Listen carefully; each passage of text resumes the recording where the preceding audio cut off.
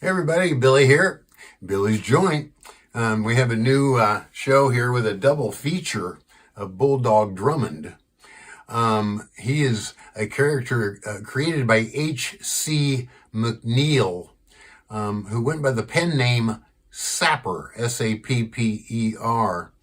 And it was hugely popular back in the day. Short stories, novels, stage, films, TV, and even was in graphic novels. So lots of different stars played Bulldog Drummond because there were many movies made, but like a lot of different studios were involved. So there's not like one actor that plays Bulldog. In fact, this is the only movie that Ray Milland plays Bulldog. And in this one, the plot goes, Ray has been traveling, but he's back in England.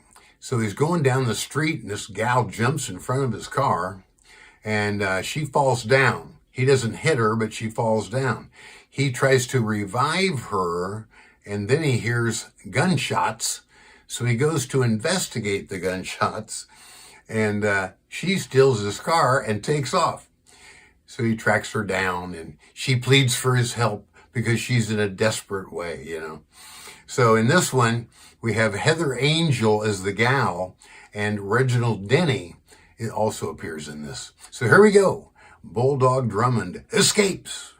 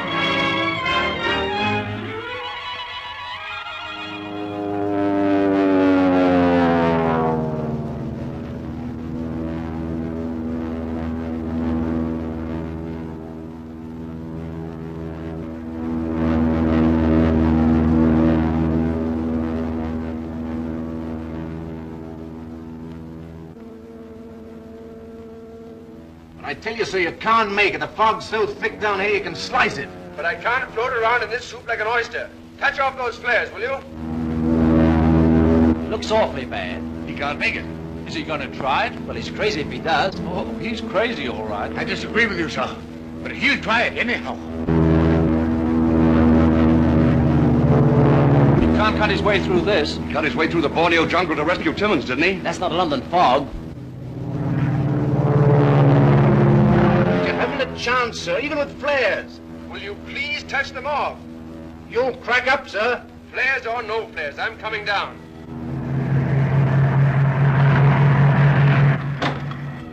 He's coming down. Touch him off. Touch off your flares, boys! Run him up there, will ya? Touch him up, fellas! Here you are! Get on the lights on! Touch him up, flares over there, will ya? Hurry up!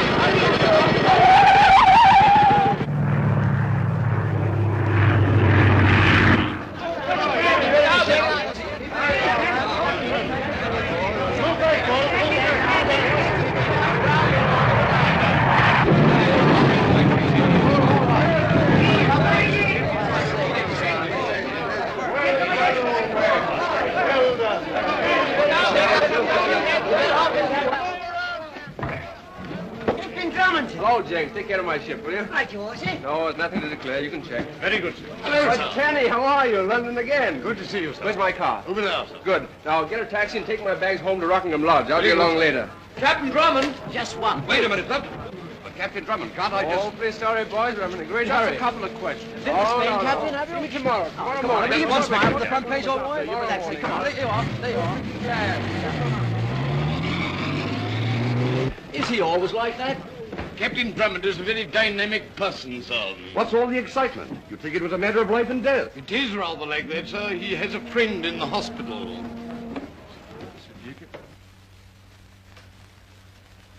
How is he? He'll pull through. It's all right if I see him? I think so. Thank you. Come in.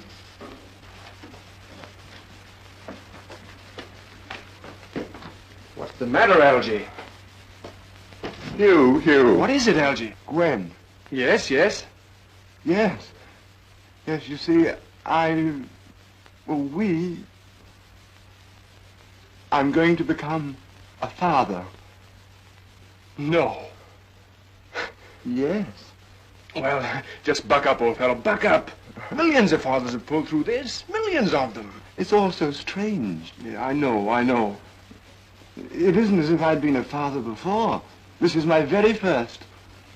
I thought I'd like to have you around, you know, just for old time's sake. Oh, of course, old boy. One for all for one. Yeah, Damon and Pythia. Yes, that's right. Hello? Who? Colonel Nielsen. It's Colonel Nielsen for me. Yes, I know. I told him you were coming. Oh, that's how he knew. Ah, Inspector. Now look here, Master Huey Drummond. I've known you for 10 years. And for 10 years I have pleaded with you not to call me Inspector. Right you are, Colonel. It'll never happen again. And what might you be doing in England? Well, what are you up to this time? Well, Colonel, fatherhood is a sacred institution, and... Fatherhood? But you're not married. No, but Algy is. Is it a crime that I come home to help him have his baby? No, of course not. But you'll find a crime, or invent one, before the night's over. Oh, I want to see you. Oh, never mind about what. You'll find out when you get down here. No. At your place, at Rockingham Lodge. Right you are, Colonel.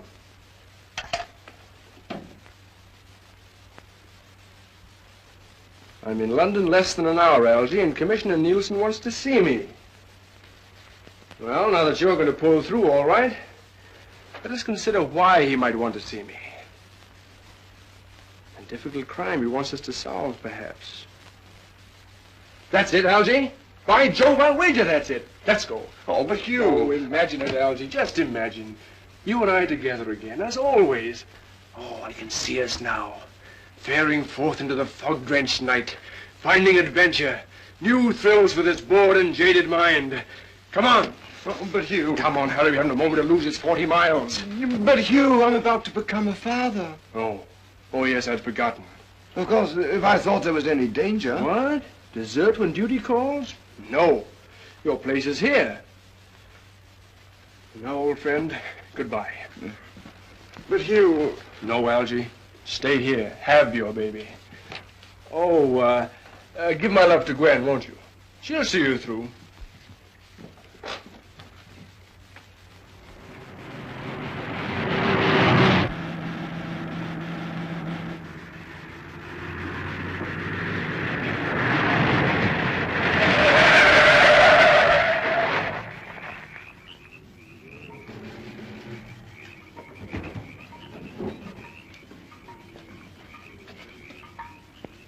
Are you all right?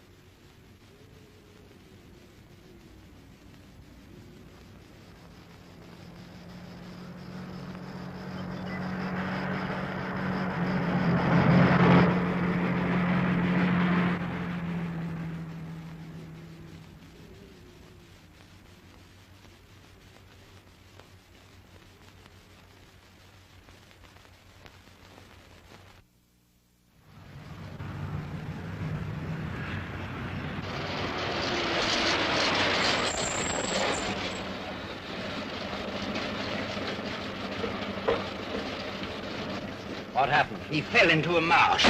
Did he? Hurry, will you?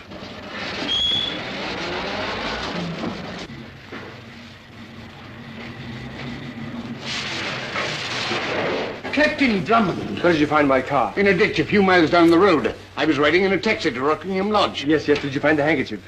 Handkerchief? Yes, Tenny. A daintily perfumed one it should be, belonging to a young lady. Do you understand? No, I'm afraid I don't, sir. Then I must explain. Young ladies who borrow cars on lonely roads always leave perfumed handkerchiefs. Really, sir? Yes, usually with initials. How very interesting, sir. Ah. Esprit de nuit. I beg your pardon, sir? Spirit of the night, Tenny. Does it portend, sir? Tenny, it portends. It portends. And the initials, sir? Strangely absent, not at all, according to the book. Would it be quite proper, sir, for the initials to appear upon the young lady's bag? Oh, occasionally, but not quite in harmony with the best authorities. Probably the young lady is an amateur at this sort of thing. But here they are. P.C., if I'm not mistaken. And you're not mistaken.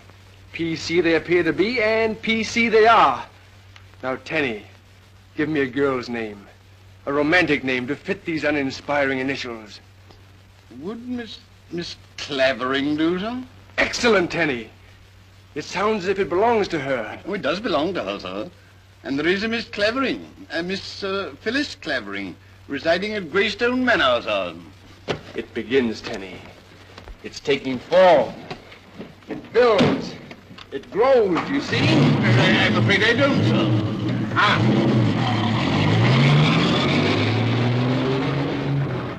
And who else resides at Greystone Manor? Now, let me see. Two gentlemen, I believe, sir. Two gentlemen? Yes, sir.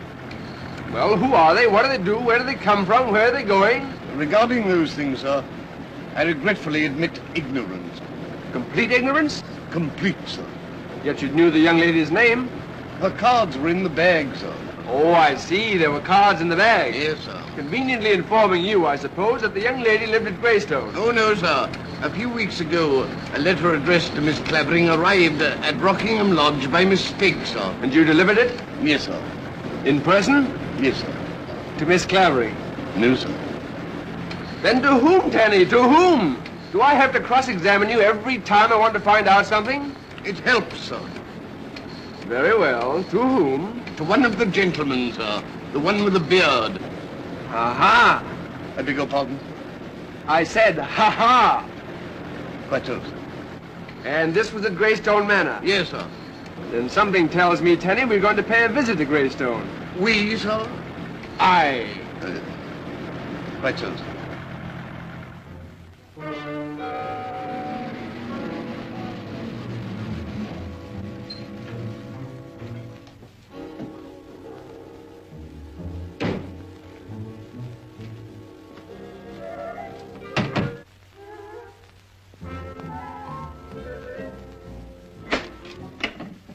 Good evening, sir.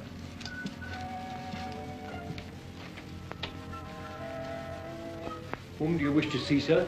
Oh, would you inform Miss Clavering, Miss Phyllis Clavering, that Captain Drummond is here? Will you wait in the drawing room, please? Thank you.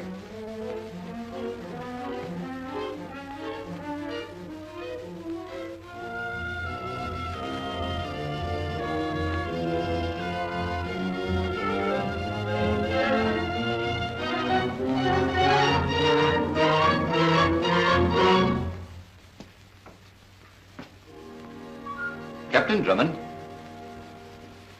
Yes, I'm Captain Drummond. Permit me to introduce myself. I'm Norman Merridew. We're neighbors, I understand. Well, Rockingham Lodge and Greystone Manor are friends. Ah. Yeah. Will you join me? Thank you. You, wanted to see Miss Clavering? Yes. I came to return her bag. Found on the road, perhaps. No. As a matter of fact, in my car. Oh, I see. Then it was your car Miss Clavering used. Yes.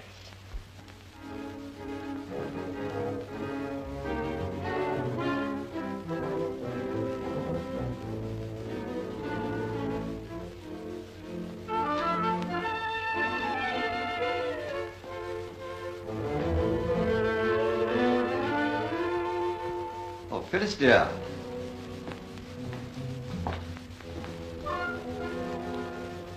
This is Captain Drummond.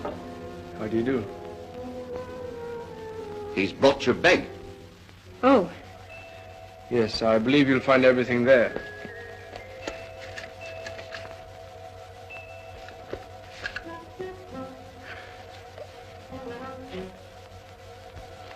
you're very kind, Captain Drummond. Thank you. Oh, my pleasure, I assure you.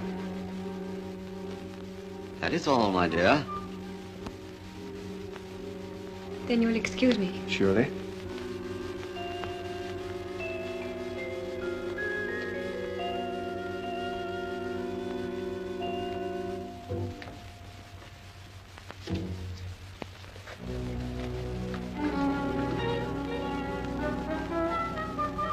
You're puzzled. Definitely. An explanation is in order, Captain. An hour ago, Miss Clavering appropriated your car and attempted to proceed to London. An extraordinary incident, I admit. But when I explain that she is suffering from a persecution complex, I think you'll understand. And you were the persecutor? For the moment, she believes that I am responsible for her brother's death. And she also believes that I am plotting to steal her inheritance.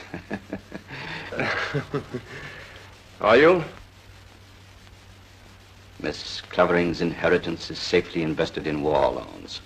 Series D, to be exact. I have some. They're very good, too. Yes, an excellent investment. Mr. Merridew, you mentioned a brother. Yes, poor chap. He was accidentally killed while we were hunting several weeks ago. Then Miss Clavering, perhaps, is a relative of yours? Oh, no. Daughter of an old friend, a very dear friend who died several years ago. Deep grief accounts for her state of mind and is the explanation of our presence here in Greystone. Oh, I see. Ah, Mrs. Selden, my sister. How do you do? Professor Stanton, this is Captain Drummond. How do you do? Happy to meet you, Captain. Professor Stanton is a psychiatrist. He is confident that a few months in the country will see Miss Clavering herself again. Unquestionably. I see. Of course, Captain, I may count on you to treat the matter with confidence. Gossip has an ugly way of spreading, even in the country. Yes, I think I understand. Well, good night. And thank you so much. And thank you, Mr. Merridew. Good night. Good night. Good night. Good night.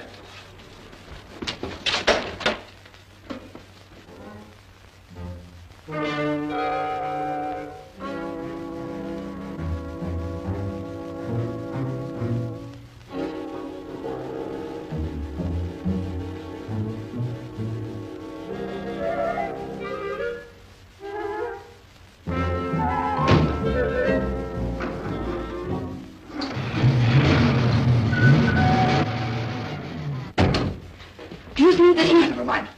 Were you both in here when she came from the drawing room and went upstairs? Why, no. We were... Never mind. Something happened that makes me believe she tried to.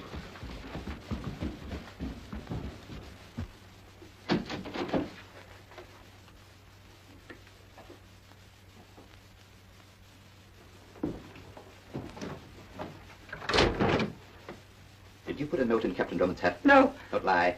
I didn't. What did you have in this bag when you left here? Nothing.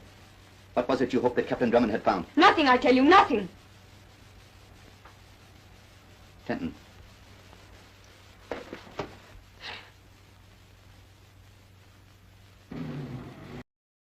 Little trivia. Hugh Bulldog Drummond was this character by H.C. McNeile that went by Sapper. And it was hugely popular. In fact, at one point, Sapper was the /1 short story writer on Earth.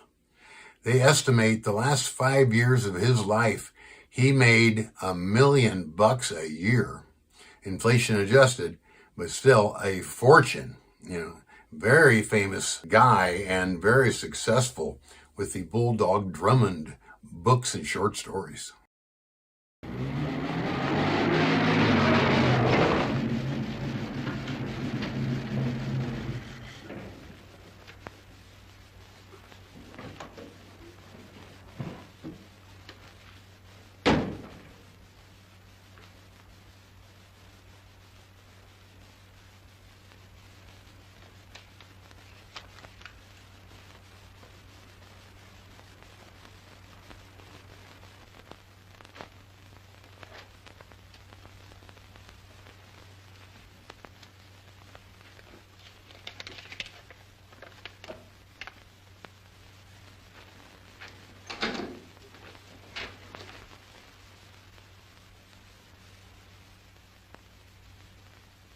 Is that you, Drummond? Ah, Colonel. Delighted to see you. You know, after a trip like I've had, it's a pleasure to come back and find such a smiling countenance. Yes, I know all about that. Yes, now you kept me waiting. An hour. Well, I'm awfully sorry, sir, but you see, I know. You were never on time in your life. Well, now that you've made yourself at home and I'm here and you're here... Let's begin. Sit down. Hugh, I want you to do something for me. Gladly, sir. Go away. What? You mean leave London? Leave England. But why? Because whenever you come back from having been somewhere, things begin to happen. Oh, is that all you wanted to see me about? Now, as a favor to me, go away. Anywhere. Drive back to Borneo for a couple of weeks. Anywhere. Now, won't you? Oh, but Commissioner... Now, please. I'm on a vacation. Yes, I want to concentrate upon my golf. You know that slice of mine. Well, I'm determined to get rid of it. Now, like a good fellow, fly that aeroplane of yours back across the channel to Paris. Yes, that's it, Paris. Yes, you like Paris, Hugh. Yes. Colonel, you know, I have a sneaking suspicion that you're dealing from the bottom of the deck. What's that? You're quite certain you're not down here on a big case? Oh, rubbish. I'm on a vacation, I tell you, and I don't want it ruined by you. But why should I go away when within 2 hours of my homecoming... I knew it. Now I suppose you're going to tell me that you've met a girl. I have met a girl. Oh, yes. And the girl's in distress, I suppose. She is in distress. Ah, yes. And you are going to rescue her from some bearded villain, eh? Colonel, he is bearded. What's this? Where'd you get this? Are you asking me to believe that this girl you've met is imprisoned at Greystone Manor? That is exactly what I'm asking you to believe. 10 minutes ago, I saw... Yes, well, never mind what you saw. Where's this envelope? Oh, it wasn't there. Wasn't where? In my car. Oh, my hat, you are an addle-pate. Now, look here, Hugh, there's nothing wrong at Greystone Manor. Norman Merridew is a friend of mine. Well, I've known him for years. Why, he's the only man I can beat at golf. Yes. No, he and his sister are doing a fine thing. But, Inspector... Don't call me Inspector. This fine thing you speak of, does it concern Miss Clavering? Oh, why in the name of my sainted aunt have you come back to torment me? Well, yes, Hugh, it does concern Miss Clavering. And I want you to listen to me. Sit down.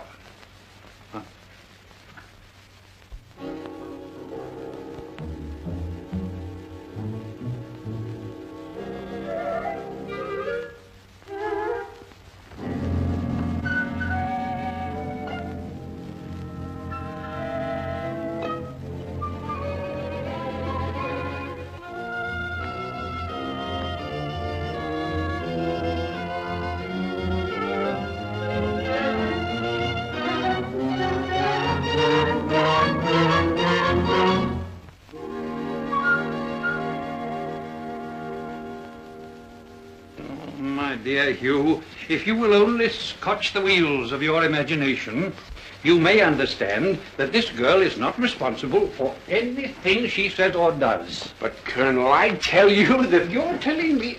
I'm telling you, Hugh Drummond. Oh, Commissioner, where's your romance? Romance? That's the trouble with you, my boy. This eternal quest for melodrama and romance. Now, you will do what I ask, won't you? But, No, I won't hear another word about it. Now, I'm on a vacation, and I want peace and quiet, Hugh. Please, peace and quiet.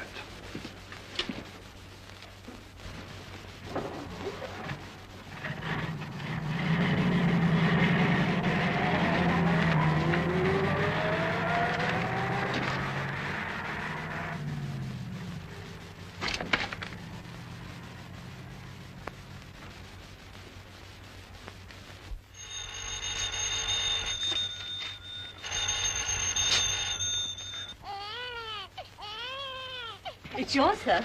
Is it a boy or a girl? Neither, sir. It's Captain Drummond calling from Rockingham Lodge. Oh, thank you.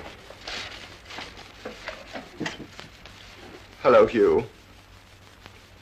Was that old fellow? Oh, but I couldn't now. Oh, but Algy, I'm depending on you. Imagine this. The road to Danmore. Fog, and such a fog, Algy. A dank and dismal dusk on the depressing stretches of dreary Danmore. Quite a few D's, don't you think?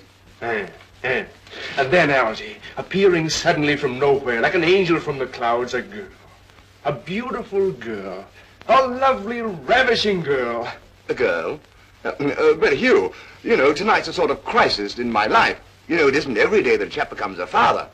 I've just got to be here, don't you think? Or do you? You're right, Algy. Of course you're right. If there's danger to face, I'll face it. Alone.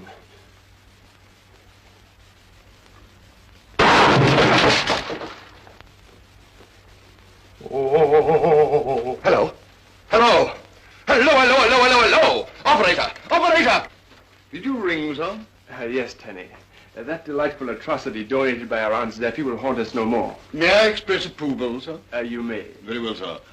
I approve, sir. That's all right, Tenny. It's Algy. He thinks I'm shot. Are you expecting Mr. Longworth, sir? Well, if he's the Algy I know, he'll be here. And when he comes, tell him I've gone to Greystone Manor. Very well, sir. He'll need a gun, I dare say. Yes, an excellent idea. Yes, I rather think so, sir. Nurse! Yes, Mr. My Longworth. friend, Mr. Drummond, he's been shot. He needs me. Well, then why don't you go to him, sir? The baby. Don't you think that I ought to... There's nothing, sir, that you can do for 5 or 6 hours. Are you sure? You can take my word for it. Colonel Neeson is in the drawing room, sir. Right. Captain Drummond. Oh, you've come here to see me concerning the note left in your hat by Miss Clavering. Colonel Nielsen was kind enough to explain. This gentleman has tried to convince me that Miss Clavering's attempt to leave here this afternoon was due to some mental condition. Frankly, and without mincing matters, my dear sir, I don't believe a word of it. I've seen the young lady twice, and she's just as sane as you or I. Do you know what you're saying? I've had this speech very carefully prepared. Now, look here. You listen Colonel, to me. Colonel, one moment, please. You believe Miss Clavering is being held here against her will. You stated very clearly. And you've come to convince Colonel Nielsen that I am, what shall I say, a scoundrel. A bearded scoundrel. Commissioner, the note you read referred to an envelope addressed to you. Here it is.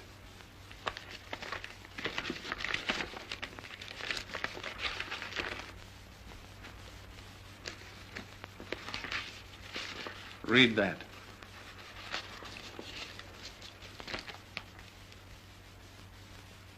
Go on, out loud.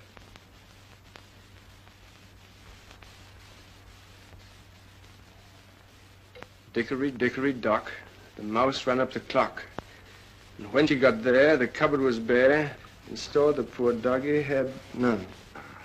I warned him not to annoy you, Merridew. And my word for it, he won't do it again. Drummond, this has gone beyond a joke. You leave here immediately. And that's an order. Leave here. All right.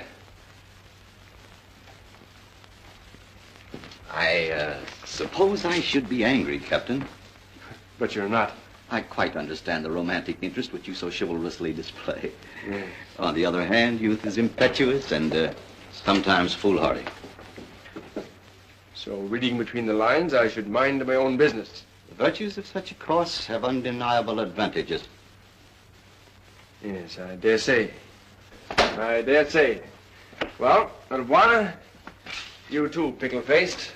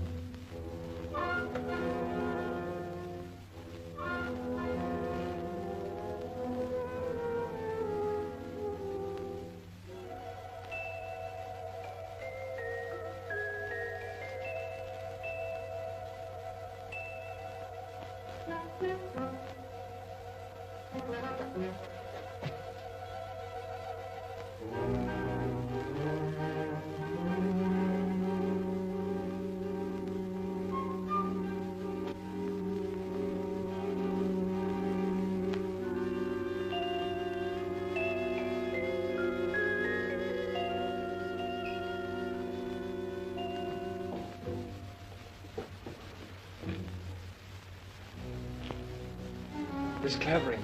Phyllis. Who's that? I loaned you my car tonight. Remember? Captain Drummond.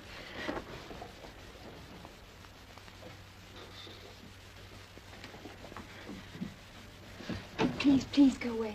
If they find you here, they... Your genial host believes I've gone. And besides, you're all downstairs discussing golf sticks with Colonel Nielsen. You know Colonel Nielsen? You gave him the envelope? He threatened to draw and quarter me. Why? Didn't you read what was in it? Well, the envelope contained an assortment of Mother Goose rhymes. Oh. Then someone must have... Substituted them for what you wrote. That's the only way it could have happened. Ah. Now, let's get to the bottom of this, shall we? Who was it they murdered tonight on the moor? Saunders, the chauffeur. He was helping me escape. You're being held here against your will. Isn't that it? Why? Well, I don't know exactly, and yet in a way I do. You see, my brother... It does sound a bit queer, doesn't it? Well, a little mixed, shall we say. Do you think I'm crazy? Well, if you are, I'd rather like it. Well, and until his death, 2 months ago, Ted, that was my brother, was Mr. Merridew's secretary. How did Ted die?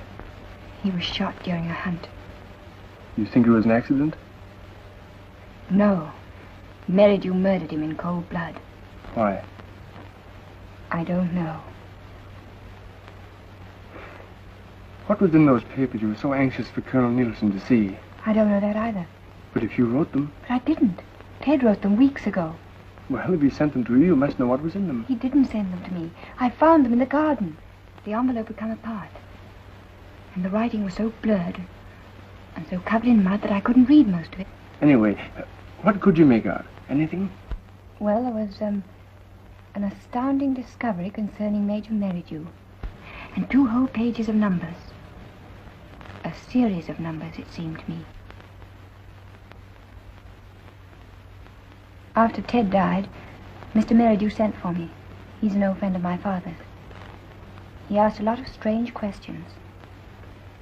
I guess my answers must have made him believe that I knew what Ted had written, because I've been a prisoner here ever since. But I told you, Mr. Longworth, Captain Drummond left just a few moments ago. Wasn't that his... Oh, I see. He's gone, you say? Yes, Mr. Longworth. Oh, thank you, yeah. The fogs up this way are very similar to the fogs in London, aren't they? Quite similar, sir. Yeah. Thank you. Have you seen anything unusual? No. No, I haven't. But sometimes at night there are the most peculiar noises, like something shrieking. Then the lights go down and up, then it'll stop and start all over again. Shh, someone's coming. Go, please.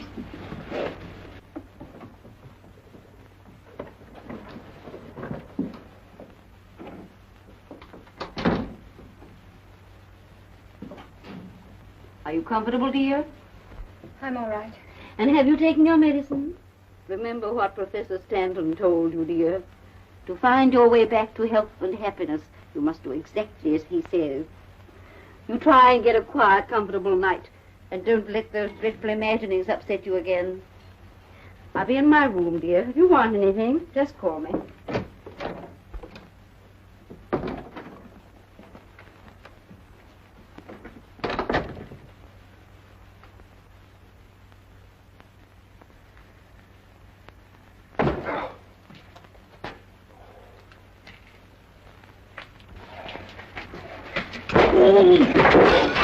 A friend of yours? Styles!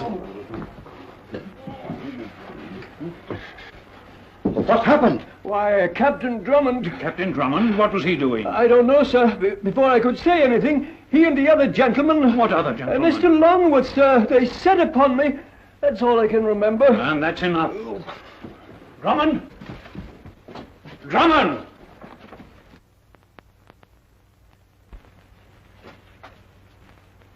So they have Phyllis's story. Exciting, isn't it? But it could have happened, Algy. It could have happened. I don't know. If you're considering her as a possible mother for your children, I'd be awfully careful, old boy. When Gwen and Wait a minute. I have an idea. Oh. Hugh, if you Don't interrupt me, please. But Hugh, quiet! I'm sorry, old boy, but you've just got to excuse me. Huh? What? Where are you going? But I'll be right back.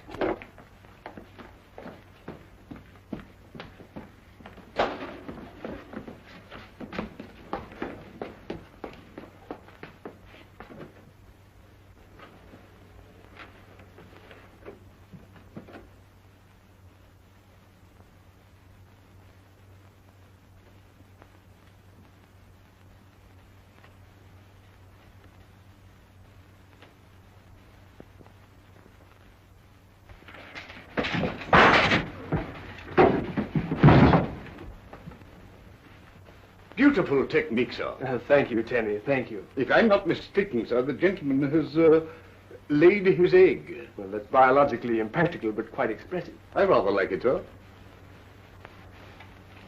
Now, if this had been a bullet... Bullet. That's it, Tenny. Bullet. Lock him up in the hall cupboard. Algy! Algy! Algy! What are you doing? Come on, I've got it. Wait a minute, old boy. How do you do, sir? What game are we playing? Oh, come on. You're certain, are you, that this is the bullet that killed Tad Clavering? Oh, yes, sir. That was Exhibit A. Very good, Constable. I'll forward a recommendation for your promotion. Oh, thank you, Commissioner Nielsen. It's all right. Good night, sir. Good night. I say, old boy, do you mind if you use your phone? Come on, come on. Oh, dear.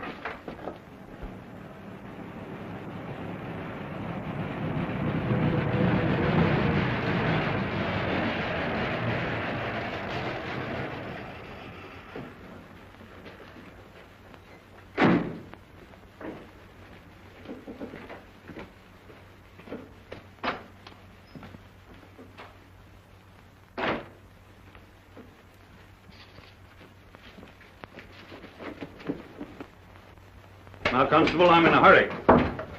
Hang on a minute, dearie. Yes, sir? I'm Commissioner Nielsen. You're Commissioner Nielsen? Yes, of Scotland Yard. I want you to send 2 of your men, or go yourself, to Rockingham Lodge and see that Captain Drummond, Captain Hugh Drummond, remains there until I let... Wait a minute. You say that you're Commissioner Nielsen of Scotland Yard? Certainly. Well, how about your credentials? My credentials? Why, what do you mean? Well, I think I know Commissioner Nielsen, I do. And you, not him, you ain't. I'm not. What do you... Why, the Commissioner was here himself just now. And in impersonating an officer is a very serious offense. You might have to cool off in a cell, you might. What do you mean? Here, Elf! Elf, come here a minute. I don't like it, I tell you. I want to get away from here. When all we need is 2 more weeks, we're staying. If we'd got rid of the girl in the first place, none of this would have happened. All right, I was wrong. We can't do away with her now. Nielsen isn't a fool. He believes she's ill. You can tell him she can't leave her room.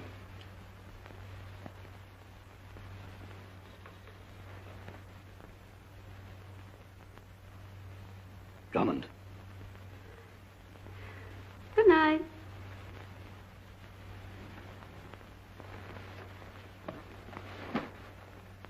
I'll attend to this. It isn't against the law to shoot a prowler. And if the prowler happens to be Drummond, that's our good fortune.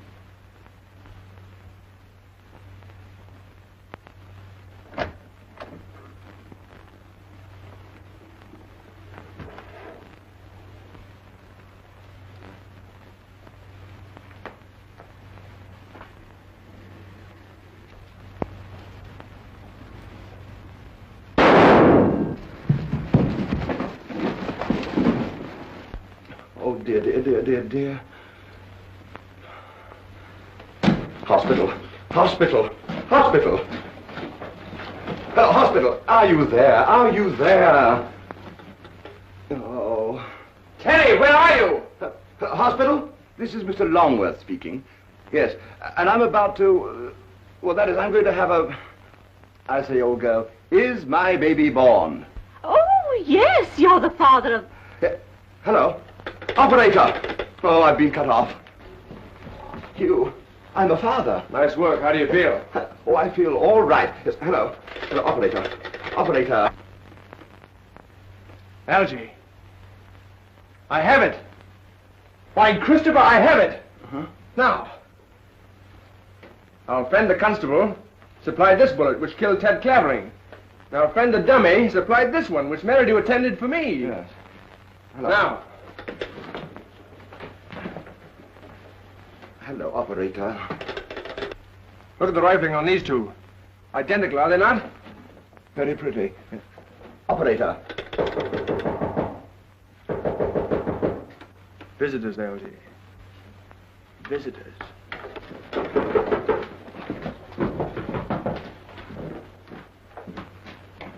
Hello, operator. Oh, Inspector, you're just the man I wanted to see. Yes, and you ought to be shot for this night's work, young Huey Drummond. Impersonating an officer. No, they're under arrest. You too, Longworth. Oh, but I say, Colonel, I Be just quiet. become... Well, what are you going to say for yourself? Colonel, 6 weeks ago, one Ted Clavering died with a bullet in his heart. Tonight, fired from the same gun, mark you, another bullet sped into the heart of a defenseless dummy. A dummy? A dummy, Colonel, upon which I performed an autopsy. And you found what? In its cork and Excelsior heart, the bullet intended for me. Pity it missed. And I suppose you'll be asking me to believe that the gun that fired these identical bullets belongs to Mr. Merridew. It does belong to him, Colonel. Yes, and I've told you before that I've known Merridew for years. But, Colonel, it takes only one false move to make an honest man a crook. Yeah. Have you got those bullets? In there, sir. Open the door. Excuse me. Hello, operator. Operator. And now, Colonel, if you'll just follow me.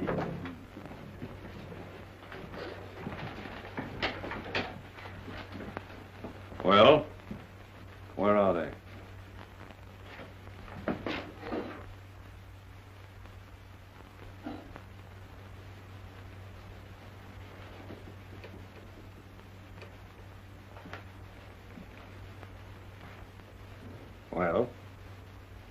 Well? They're gone. Yeah, they're gone. And you're under arrest. Wait a moment. I know.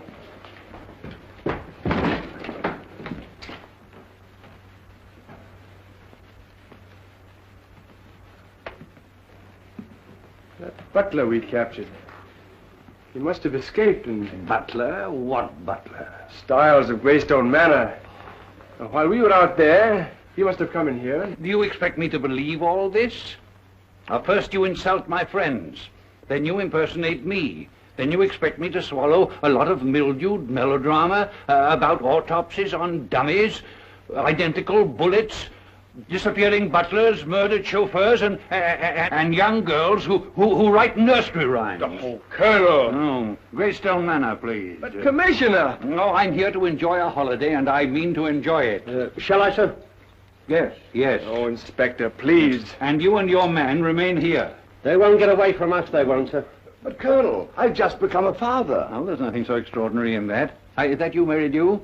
Yeah, this is Nielsen. I'm a Drummond. Yeah, well, at the moment, I have him handcuffed and under guard. And he's going to stay there for the next 2 weeks. Yes. Yeah, we play golf tomorrow? Yeah, that'll be very nice, yes. You didn't have your usual good luck. It's all right. Nielsen's got him locked up. Yes, but will they keep him locked up? I'll have a couple of men down from the yard to take them up to London. You hear that, Master Huey Drummond? And for 2 weeks, while you are languishing behind prison bars, I shall be playing golf. Why? Hugh, what did he say? Nothing at all. Would you gentlemen mind if I called my man? I'd like a scotch and soda. Well, sir, I don't know as I... Tenny! Tenny! He must be out, sir, he must. That's a colossal deduction, Higgins. As you say, he must be out. Trivia question. What is the first Bulldog Drummond novel? What's the name of the very first Bulldog Drummond novel? It's a tough question, and I'll have the answer at the end of the show. Tenny! It became necessary for me to leave rather unexpectedly, sir. I'm very sorry, sir. Will your friends join you, sir? An excellent idea, Tenny. I rather like it. What say, Constable? Will you join us? Well, now, sir, it don't seem exactly right, it don't. You know, drinking with you after arresting you, sir, now does it, Al? Well, I can't recall anything in the book of rules or regulations. Splendid, Alf. Of course you can't. Come, Constable. Well, I don't know as... Oh, while we're quaffing these convivial cups, we'll allow bygones to be bygones. Eh, Higgins? All right, you are, sir. It's all in the line of duty, it is, sir, and no hard feelings, I hope. No hard feelings. Good. An inspired idea, Tenny. A harmless drink, sir, but quite effective. Now, after Styles escaped, you followed him? Yes, sir. And this pursuit led you to? The stone wall surrounding Greystone Manor, sir. And at this stone wall? He saw me, and I blackened both his eyes, sir. He caught me off my guard once. Was that all that happened? No, sir, he disappeared. Into thin air? No, sir, into the stone wall, I believe. Into the stone wall? You see, sir, when the gentleman's fist made contact, there were a number of shooting stars, long ones, something in the nature of comets, sir. And during this astronomical display, a portion of the wall seemed to open, and Styles... disappeared into that opening. That was my impression. Good. Now, do you think you'll find the same spot again? If I must. Come on, Alfie. No, but you. The telephone. Come along. Come along. I don't need it, I tell you. I won't take it. Professor Stanton knows what's best for you, dear.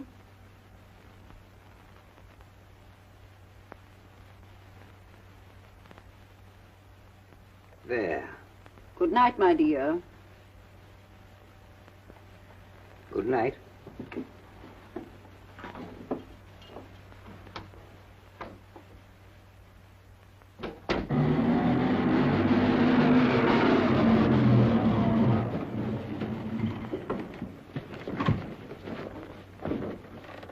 This place? I stood here and Styles stood there, sir. And the wall seemed to open up. Directly behind you, sir. In here? In there, sir. Did I tell you? Oh, several times, sir. Aha. You've solved the mystery, sir? Yes, Teddy, there seems to be a gate. That would explain everything, wouldn't it? It would, and unromantically enough, we won't even have to force an entrance. Come on. But you, I've got to... Huh? After you, sir. Oh.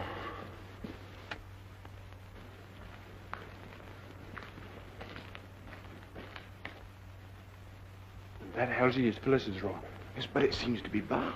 As a matter of fact, it is barred, but the one below it is not. Now, if I only had a... Would this serve the purpose, sir? It would. I brought it from the car, just in case. A great idea, Tenny. I rather like it, sir. Yeah, but I say, Hugh, after I'm a family man now, you know, and Gwen would be terribly... That's over. You and Tenny wait here. Oh.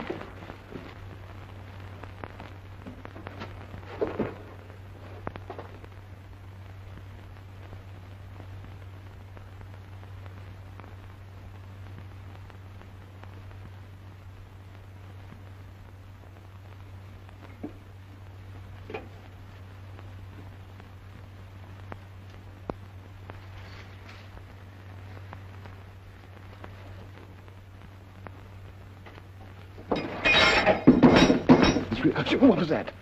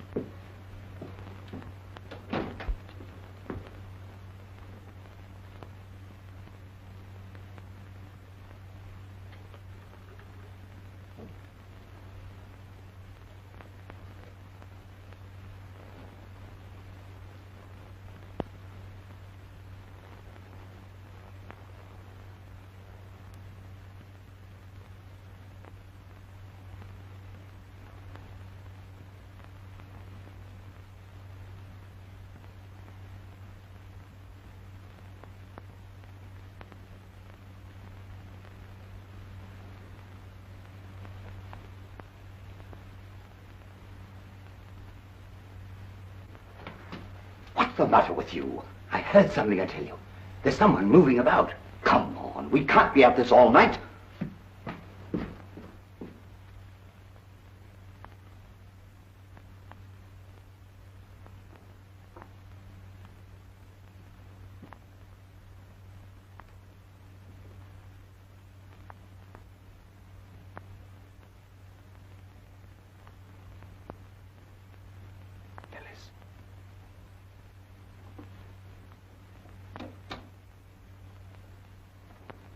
Miss Clavering.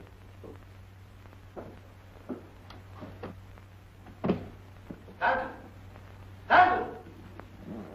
I'm coming.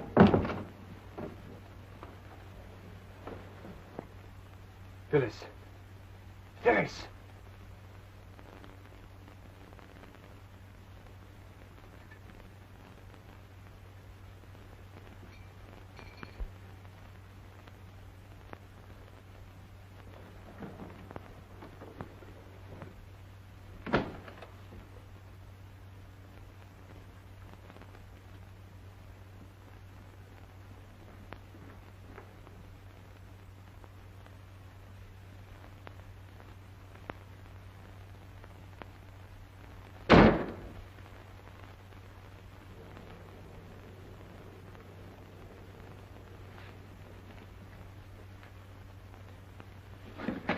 Hugh!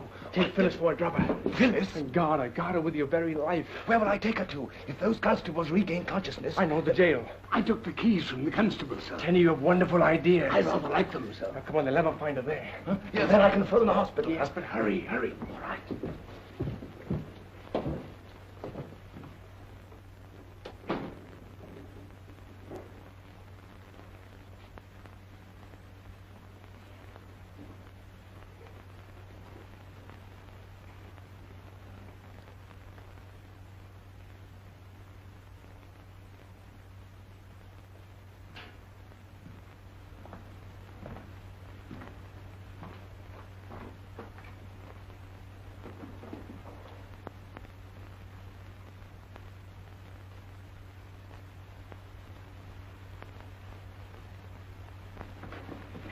Captain Drummond. Phyllis. Are there two of you? Two of me? 3 minutes ago, I rescued you from your room. Oh, that was Natalie. Asleep in your room? No. A little while ago, Professor Stanton gave me a sleeping tablet. I held it in my mouth. And when Natalie came to see if I was asleep, I smashed her over the head with a night lamp. Phyllis, you're wonderful. You're one of us. One of you? Yes, it's Algie and Tenny and... Come on.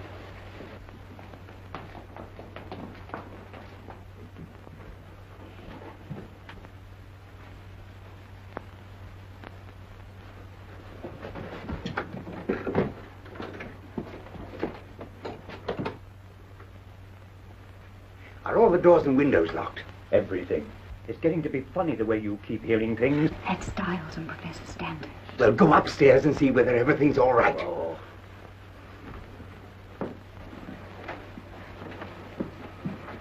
Well, it looks as if we might be here for quite a while, Phyllis.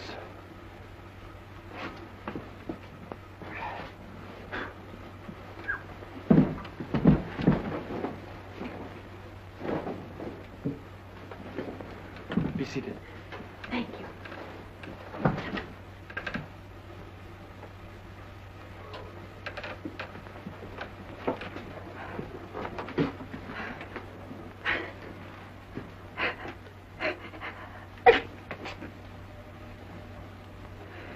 Dust. Dust of the ages, my dear. Alive with the romantic past of these ancient walls. And sneezes, too. Yes.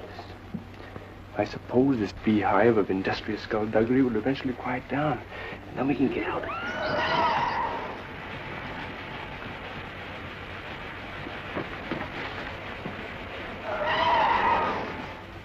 Seems to come from below. It does come from below. Yes, But don't you think we're talking too much? that's a very wise remark. But before we settle down to wait, may I ask just one simple question? If it doesn't take too long an answer. Oh, it doesn't. Do you cook? No. No? Oh, that's too bad. Well, we will now meditate. About what? This.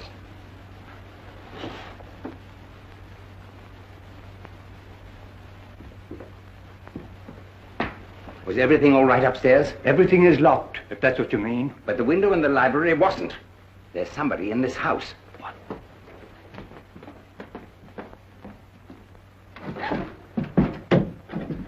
What is that?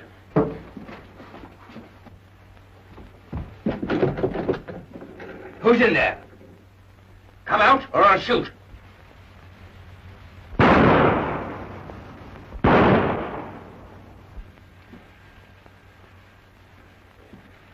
Open it up.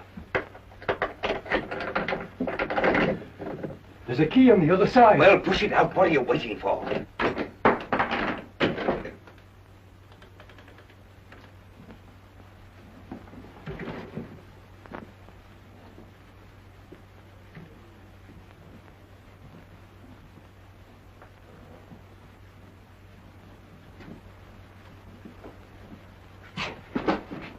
Open that chest.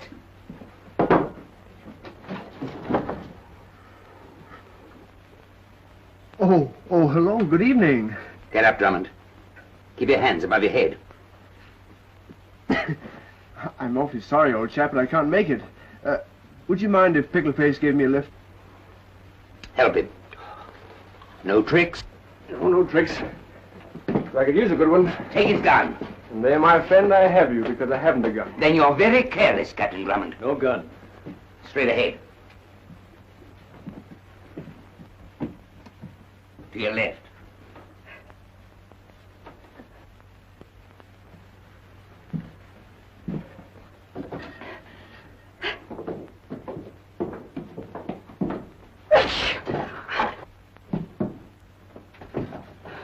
I thought I heard something. Now you're doing it. Straight ahead.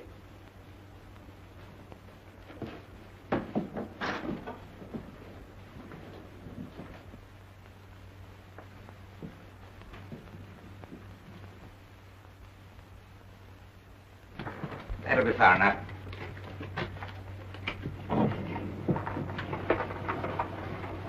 Aha. Tricks. In there.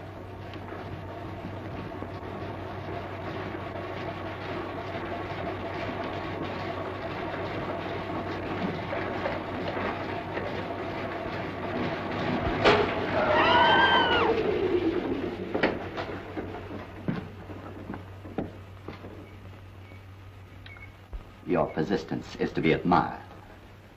Thank you. But your judgment is not. I see. Another trip to Snowden's Marsh. Yes. It leaves no incriminating evidence.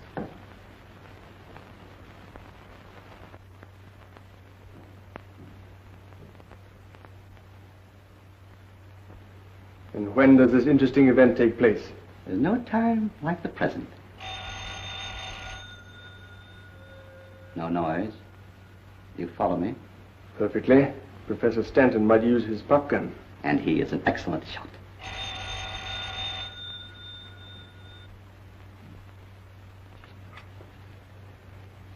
Yes?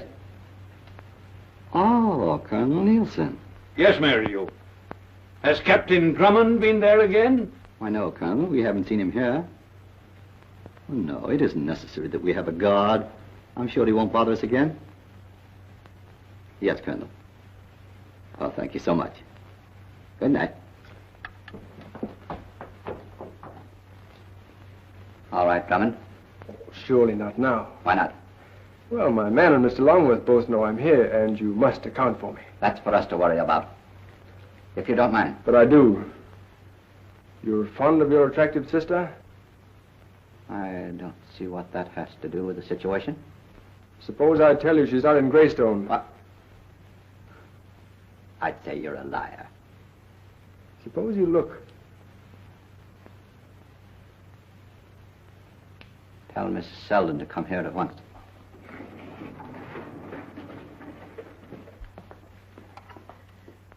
Hello. Hello. Give me Colonel Nielsen's place. Yes, the Oaks. Hurry, please.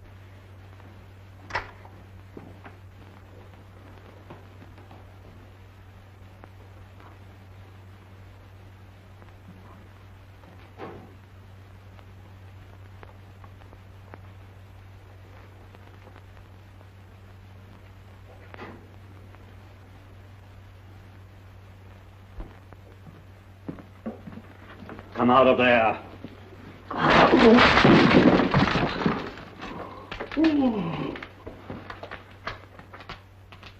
May I sit? Thank you. And lower my hands. You're courageous, Drummond. And you're very versatile. Murder, kidnapping, and counterfeiting. Series D of the war loan, aren't they? If you say so. A very clever idea. Putting all Miss Clavering's inheritance into these fakes. These counterfeit bonds you've been making. Get rid of them. By all means, because that's the sort of evidence that... Shut up! All right. Oh, no, you won't. You won't shoot me, because I happen to be the only one who knows where your charming sister is.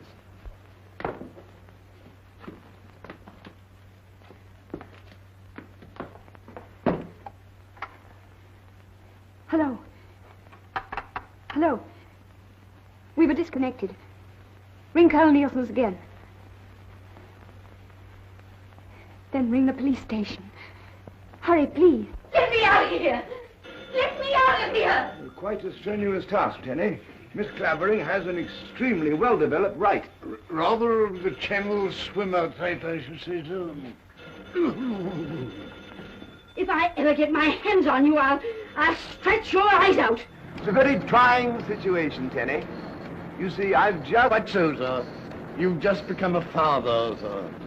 And as things are, I don't know. You don't know what you've become the father of, sir. It, or they, might even be quintuplets, sir. Tenny, don't him. Look out, Gower! What the... Oh, it's you, is it, Colonel? You, Longworth, of all people. Are you out of your mind? No, you see, well, that is Tenny. Good evening, sir. Yeah, well, he suggested quintuplets. Has Drummond anything to do with it? What's he, Colonel? Why, Hugh's my best friend. Yes, and he's at Merridew's. I know it. Go on, drive on.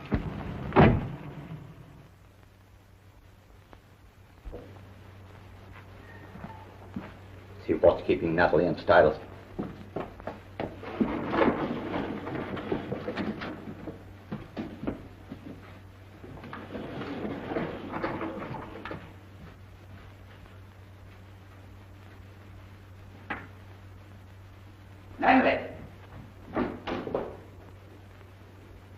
Natalie! Stiles!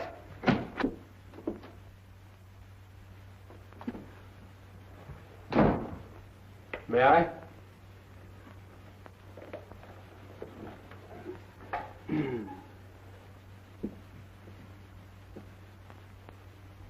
Awkward situation, isn't it, Meridew?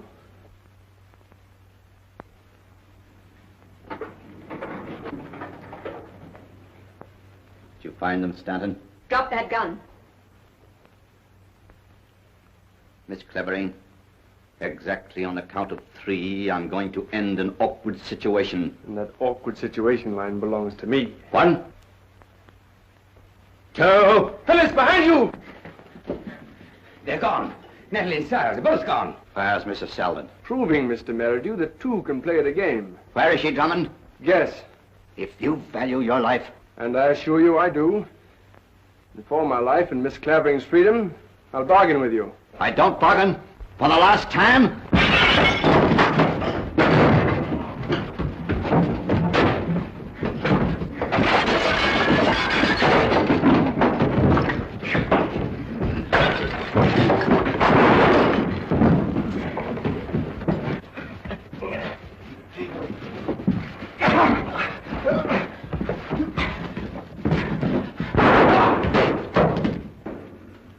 Sorry, old man, had to do it. Glad to see you again, Hugh, old boy. Operator. Now this man... I demand that you... You're under arrest. Help him, Penny. And now, Colonel, let me explain. You don't have to. There's another of them. The one they call Stiles, the butler. Find him. You mean you've known about Meridew? Oh, yes. Over quite a while. Don't take it so hardly. After all, you've been useful. In your own quiet, acrobatic way. What? Oh! You! It's the boy! Yes, congratulations. Thank you. Congratulations, Colonel. What? Oh, yes, and the same to you. But, Commissioner, why didn't you let me know? Oh, my dear boy. Experience suggested a saner course than yours, and experience would have achieved the same result. Yes, I know, but Phyllis... Phyllis. Phyllis. Oh, Phyllis! Phyllis! Phyllis! Here I am. Phyllis. Are you running away? Yes, Oh, Phyllis. with you. For life? Oh, come on. Let's go!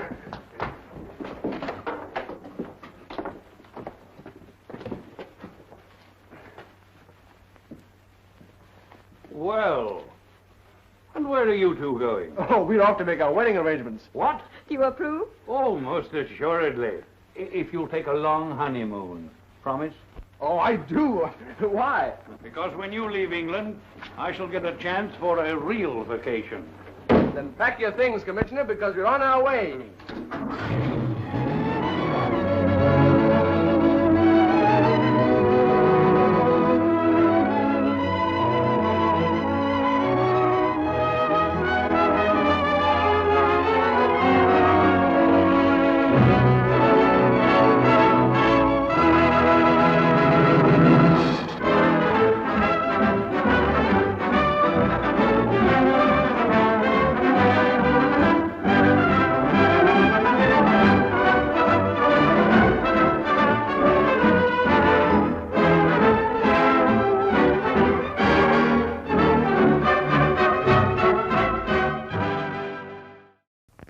Way down in old Virginia, 300 years ago, Captain John Smith and Pocahontas shot their meat and aged it slow. They smoked it and they spiced it too for flavor at its best. Genuine Smithville barbecue surpasses all the rest. Most great American traditions get better with the tellin', but James River's Smithfield barbecue gets better with the eatin'.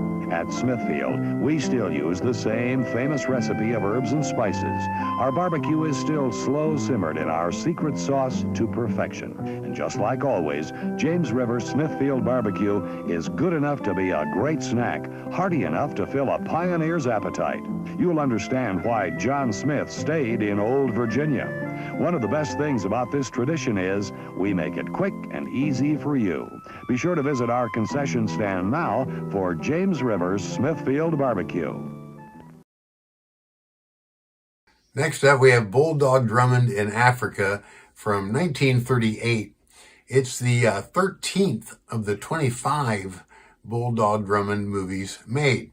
This one stars John Howard as Bulldog Drummond. It also has Heather Angel from the last movie. And J. Carroll Nash plays the bad guy here, and he was a bad guy in another Bulldog Drummond movie. It also has a very young 23-year-old Anthony Quinn. So look for him. So the basic plot here is Bulldog and the girl and the butler take off in search of this Scotland Yard police officer who's been kidnapped. So it's up to Bulldog Drummond to track this guy down and save the day. So here we go. Bulldog Drummond in Africa.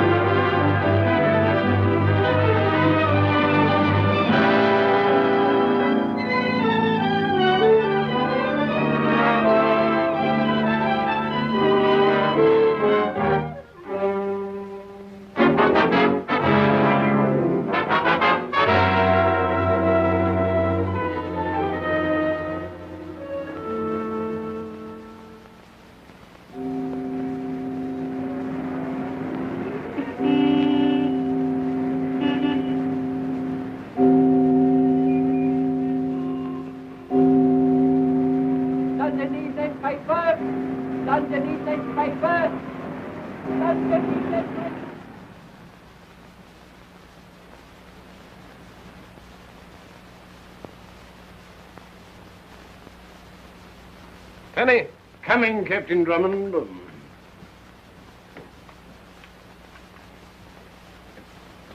I took the liberty of putting a little brandy in it, sir. It wasn't a liberty, Tenny. That was an act of Christian kindness. I rather thought you might say so, sir. Well, Tenny, this is our last day as a bachelor. Yes, sir. After today, we'll be a married man, sir. And if we're not, it won't be our fault this time. Let's see. We've done everything Miss Phyllis asked us to. We've stayed shut up in the house for days. No newspapers, no letters, no guns. Tenny, you did dispose of all the guns. Have you found it? Was it? Oh, yes, sir. All the guns. Tenny, I believe you're Take it.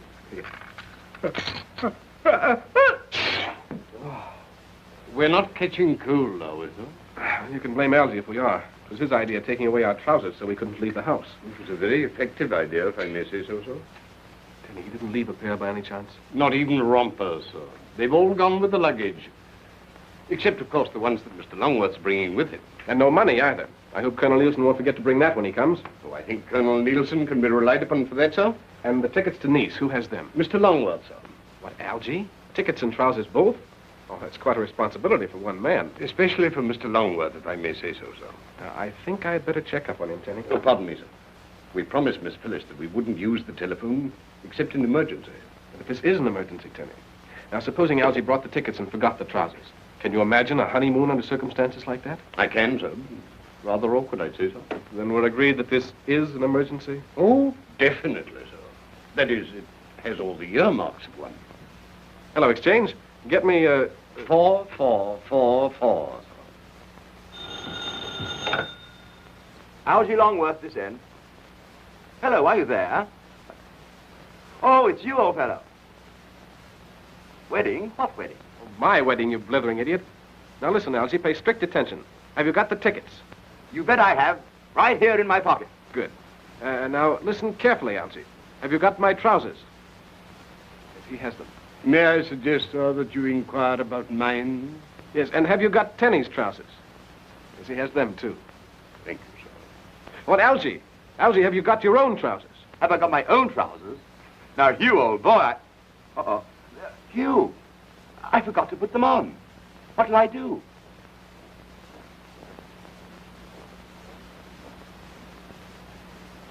Captain Drummond is on the wire, sir. All right, put him through. Hello, Hugh. What do you want now? Yes, of course, I've got your money and the marriage license, yes. I simply thought it might be a good idea to... All you have to do is to stay inside that house of yours and keep out of trouble. What? I simply ask if you were certain this wedding isn't dragging you away from some important case. No, there's not a thing on my desk you can stick your long, unwanted, interfering nose into, Hugh Drummond. And you're supposed not to talk on the telephone. Goodbye. Hello? Of course it's Phyllis. Hugh, darling, you promised not to use the telephone. Has anything happened? No, darling. I just wanted to know if... If she has the rings, sir. Yes. Have you got the rings? Of course I've got the rings. Now, will you behave yourself and do as you've been told? Oh, but sweetheart, I am. She has the rings. And if I don't get out of this place soon, I'll go crazy. Pardon me, sir. We shall go crazy, sir. Yes, we shall go crazy. I'm leaving right now to pick up Colonel Nielsen at Greystone Manor. We'll be there in no time at all. Of course I love you. Bye. Goodbye, sweet. Well, Tenny, she's on her way. Nothing can stop us now. This time we're going to be married. It would seem so, sir. It's self-sacrifice that's done it, Tenny. Staying shut up here for days, weeks, years, centuries. But it's worth it, Tenny. It's worth it. I dare say so. May I make a suggestion, sir? Well, certainly. What is it? The telephone, sir. Yes, what about? It might be the one weak link in an otherwise invincible chain, sir. You're right, Tenny. We might be lured into something over the wire. Precisely, sir. Thank you. Now we are protected. Not wholly, sir. Hmm? May I further suggest, sir? Oh, an excellent idea, Tenny. I rather like it, sir.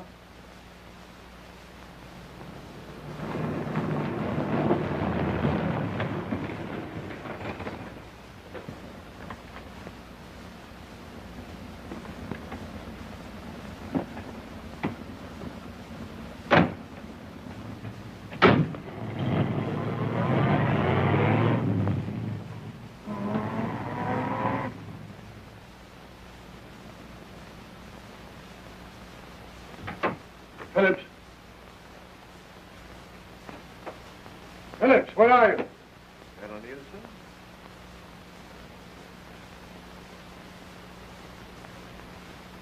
Good evening, Colonel. Ah. And who are you? I'm afraid Scotland Yard is slipping. You didn't wear a beard when you ran away, and your face is darker. The African sun. The African sun. I see. The photographs on our files are of a much younger man. Richard Lane. Some kind of an ex-diplomat. Decorated by the Crown during the war for services of unusual merit. Oh, the Crown made a mistake. So you do remember me? Scotland Yard never forgets a spy until he's shot. Oh, Colonel, let's avoid the unpleasant words. Won't you join me? Oh, how nice of you. May I suggest the sherry? You'll find it excellent. Oh, fine. Aren't you a bit curious as to why I'm here? No. You've undoubtedly come all the way from Africa to give yourself up. Scarcely that. Well, perhaps you've come to return the plans of the Brenton bomber, which you auctioned off to an enemy government 12 years ago. My, you have an excellent memory, Colonel. So they tell me. I suppose it surprises you that the fox comes hunting for the hound? You doubtless expect to get away? Oh, yes, of course. You see, had I called upon you at the yard, the odds would have been too great even for me. I dare say. Oh, yes.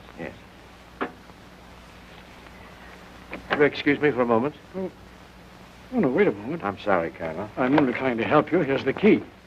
Oh, my apologies.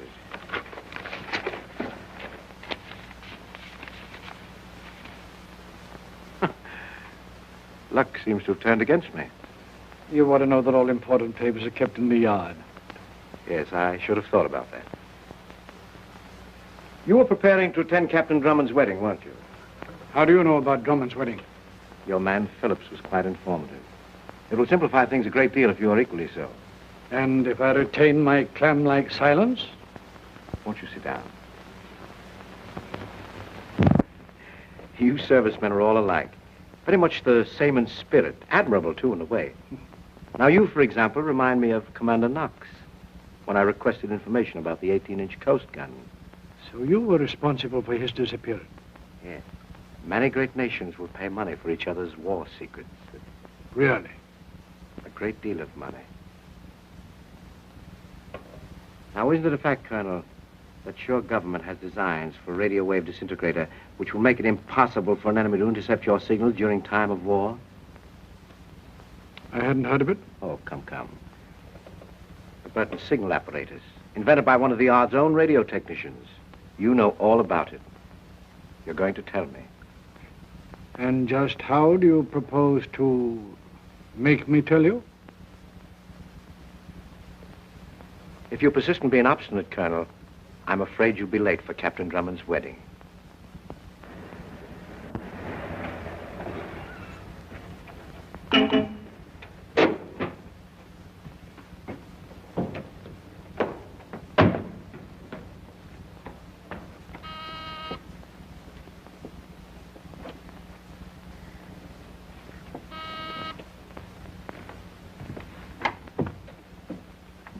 Good evening.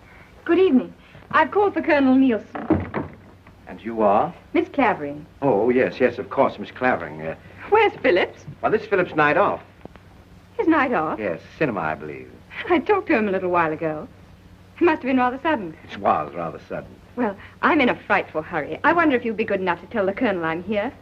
Miss Clavering, perhaps I'd better explain. You see, I'm the new tenant of Greystone Manor. The new tenant? Yes. But I talked to the Colonel only this morning. And he didn't tell you? No. Well, that's strange.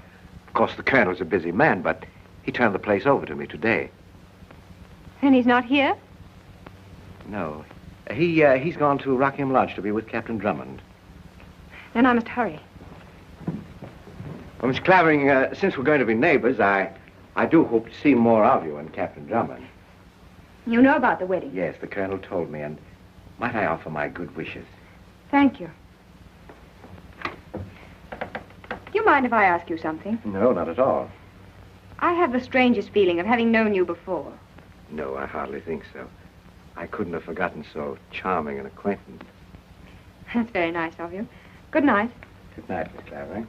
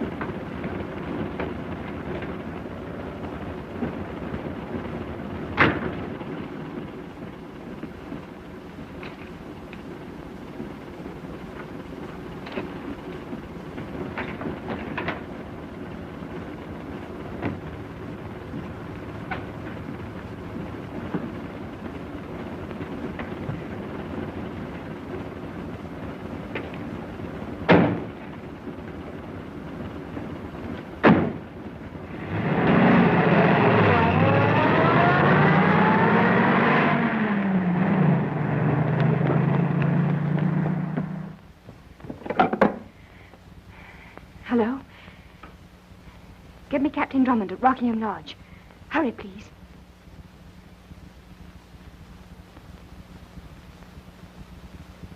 But they must answer. Someone's there, I know. Try again.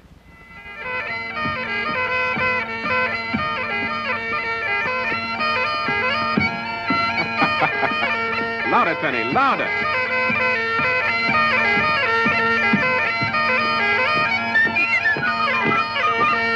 Oh, I know, sir. I know. A wee spot of Highland nectar. Oh, Penny, you anticipate my every wish. With the perfume of the purple heather in every drop, sir. Well, I do believe you're a poet. Thank you, sir. And a good fellow. Well, you're not so bad yourself, sir. Thank you. Well, Penny, since it's our last day as a bachelor, shall we drink to... Miss Phyllis, sir? Aye. And 'tis a bonny lass she is, sir. That's Elsie. Our pants. Ready, Penny? Sound off!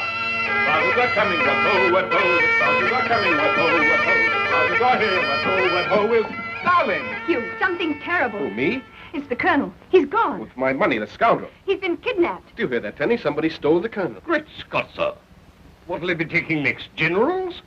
A man with a beard. And a cast in one eye. Oh, Hugh, please be serious. There were two men. One with a beard. I couldn't see the Oh, other. no, darling, you've got things all mixed up. I'm the one who finds bearded villains, not you. Oh, Tenny, you believe me, don't you? Oh, that is, we stay in the house and try to keep out of mischief, and now you come along. I know you've got him hidden in the car. Hugh, Well, where is he? I told you I stopped at Greystone to pick him up, and the man with the beard said he was the lieutenant. Now, Colonel Nielsen wouldn't let Greystone to anyone. He said the Colonel had come on here. But I went back and watched. Good work, darling. They brought Colonel Nielsen out unconscious and took him away in his own car. Way? Where? I don't know. I tried to phone you. I cut the wires. Tenny! Coming, sir. As usual, coming, sir. Your hat, sir. What's that? Mr. Longworth removed our firearms, sir. So I took the precaution of hiding these. Tenny, you said there were no guns in the house. Pardon me, sir. But these are not guns. These are pistols. See, darling, we kept our word. Good work, Tenny. I rather like it, sir. Hurry, Hugh, hurry. I say, you, Phyllis, I've got your pants. I mean, where are you going? Greystone Manor. Greystone Manor?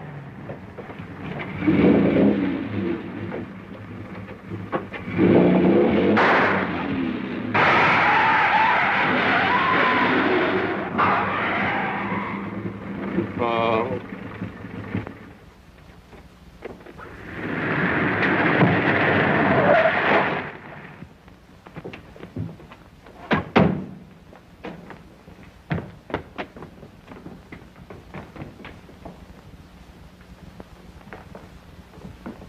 You look in there, Tenny.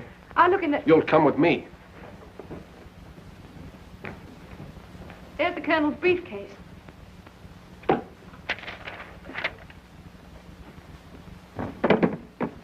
Hello, operator. This is Captain Drummond speaking from Colonel Nielsen's residence. Will you get me Scotland Yard immediately? Yes. Yes, you can call me here. Hugh, look.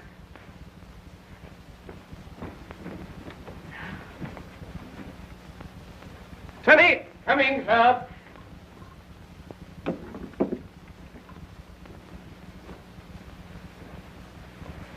Easy now. Captain Drummond. Phillips, old man, who did this? It was Richard. Yes? This may help, sir.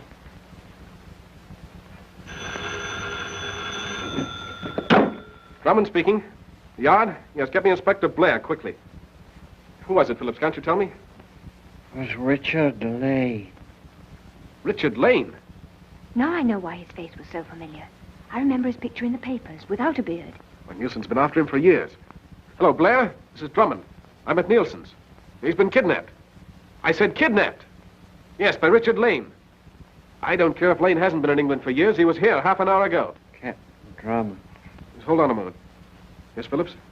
Got an airplane near Hampton Heath. Yes? They're taking him to Where, Phillips? Where? Africa. Somewhere near Arby, Morocco. Hello, Blair. The butler says Lane has a plane on Hampton Heath. Yes, they're taking Nielsen to Morocco, somewhere near Arby.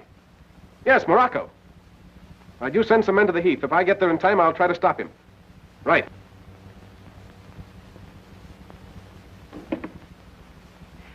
Isn't there something we can do? We can get the man who killed him. Come on, dummy. Interesting fun fact on John Howard. He was a Case Western Reserve grad. So when the war broke out, he became an officer. And he was on this ship. And it was a mine sweeping ship. And so they're out sweeping for mines. And they hit a mine. And the captain was killed. So John had to take over the ship. And he ended up jumping in the water a bunch of times and trying to save people and save the ship. So for his heroics, he got the Navy Cross from the U.S. Navy. And France also gave him a medal because the whole incident occurred right off the coast of France. So John Howard, quite a guy.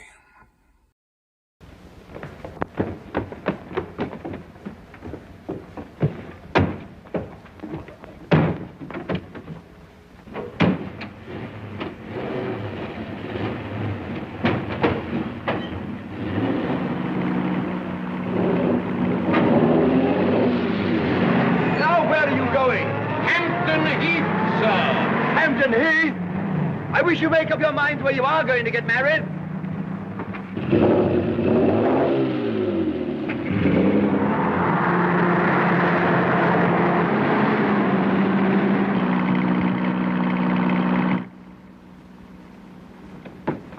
You think you'll be all right? Yes, of course he'll be all right. Hey, look.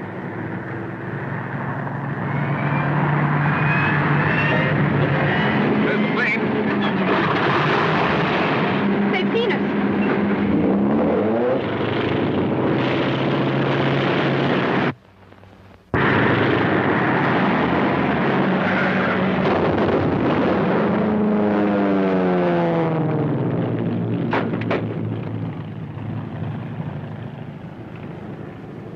Well, it wasn't a bad idea, Tenny. It wasn't a good one, sir.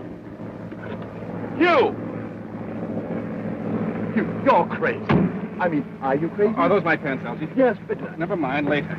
Oh, but listen, Hugh. Never mind, Elsie. Here you are, Tenny. Excuse me, darling. But, Hugh, I'm in a dinner. Have you gone slightly balmy? I'm mad, if that's what you mean. Mad? Oh, you mean angry, annoyed, irritated, as it were. What about? Plane, Elsie. Colonel Nielsen's in it. What's he doing up there? Kidnapped, Elsie. Kidnapped. Kidnapped? Nielsen? I say, but you're sure you're quite all right. I mean, the wedding, the excitement, and all that sort of thing. Of course I'm all right, Elsie. You blame Phyllis for this. She started it. Phyllis? I saw the men put Colonel Nielsen in his car. What for? We're going to follow and find out. Who's that? Police. Don't say anything about trying to follow Nielsen. They might try to stop us. Captain Drummond. Hello, Sergeant. The yard called us on the wire, sir. Yes, it's too bad you didn't get here 5 minutes earlier. There's your man up there. There's the car they used to abduct Colonel Nielsen. You better take a look at it. Right, sir.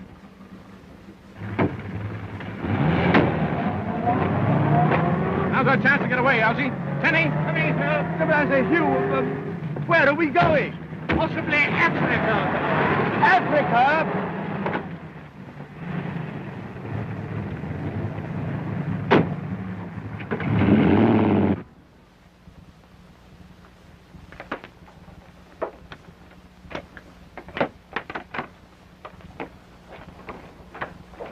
Kenny, get those doors open. Very good, sir.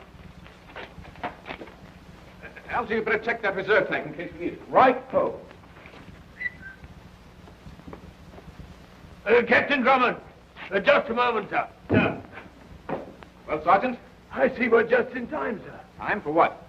To carry out orders, sir. Orders, Sergeant? Aye, sir. To see that you do not leave England tonight. You mean to tell me I can't take my plane for a flight if I want to? Orders, sir. The yard wants no interference in handling a certain case. Oh, well, we're just going for a pleasure flight. A few friends, you know. Up in the clouds. You know, good for asthma and all that sort of thing. Yes, you see? Sorry, sir. Orders is orders. Jenkins, you remain here until relieved. Very good, Sergeant. This plane is not to be taken out. Understand? This plane is not to be taken out.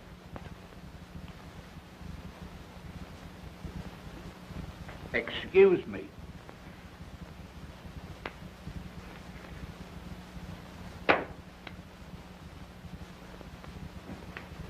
I say, Hugh. Later, Algy, later. Algy, open the parachute box. But the chutes are in the... In the box, where they belong. In the box? Yes, Algy. In the box. Locked in the box. Oh, that's right. It's locked in the box. Yes. I'll see if they're still there. Goodbye, darling. Hugh, don't try anything. He's the law. I've got to, darling. It's our only chance. If you're that crazy, I'll be crazy too. I'm going with you. You're staying here. I'm not. This was supposed to be our wedding night, in case you've forgotten. I know, darling. I'm sorry, but I love you and I want to marry you and I'm going to marry you, but not tonight. Now, will you please get in the car and run along? Oh, all right. I suppose I'll have to. Goodbye.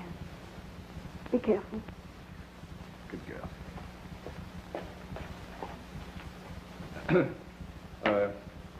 Smoke, Constable? Not when on duty, sir. Oh, I beg your pardon.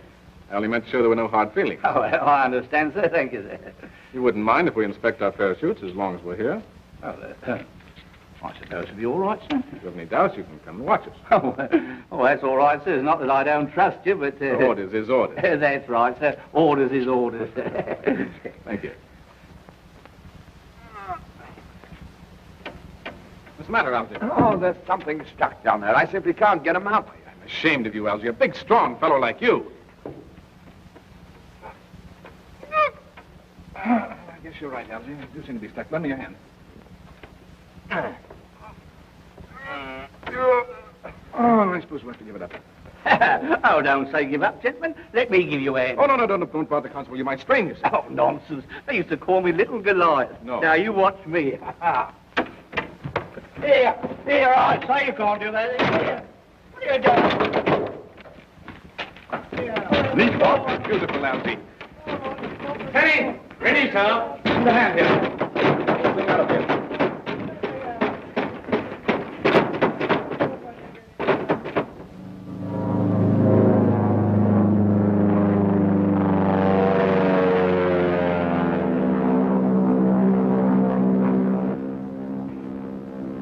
And this, Algy, was to have been my wedding night. By Jove, Hugh, that reminds me. Of what? This must have been your wedding night. That's what I said. Well, that's when I heard it. There are times, Algy, when silence is... golden? Yes, when silence is golden. That's what Kenny said. Oh, I see. And you mean that this is one of those times, huh? Emphatically. Oh, I hated running out on Phyllis like that, but we couldn't bring her with us. Of course not. No. Danger and all that sort of thing, you know. Pardon me, sir. Your gun, sir? Oh, yes, certainly. What? Jolly business, what? It depends upon the point of view, sir.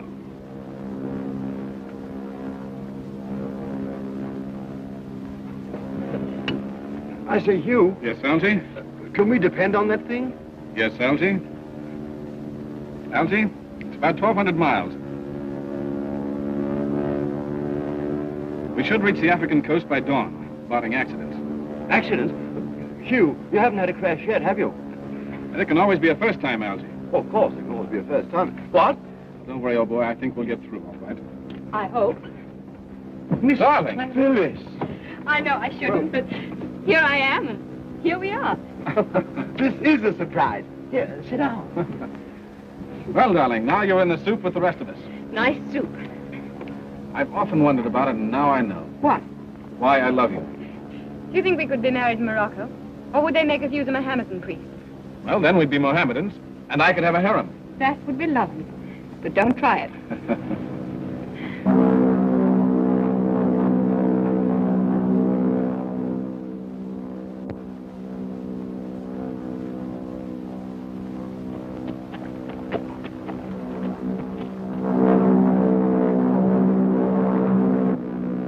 Well, here we go. You better fasten your belts.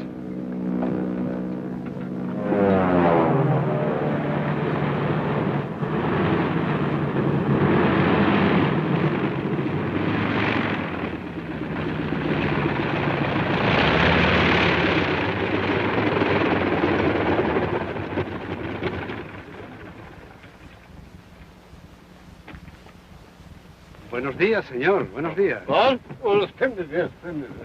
Buenos días, señorita. Welcome to Souk El Arbi. Thank you. Have you a landing permit? Huh? Landing permit, old boy.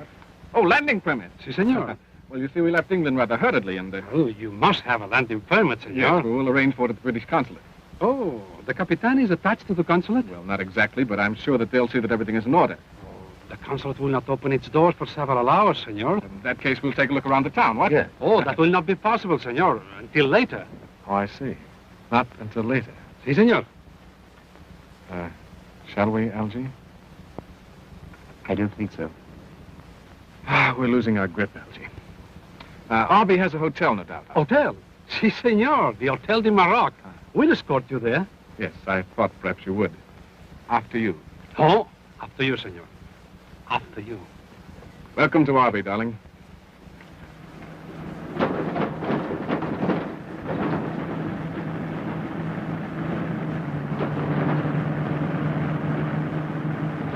Romantic, isn't it? If the heat of an African sun can be classed as romantic, so. Right you are. Right you are. Right you are.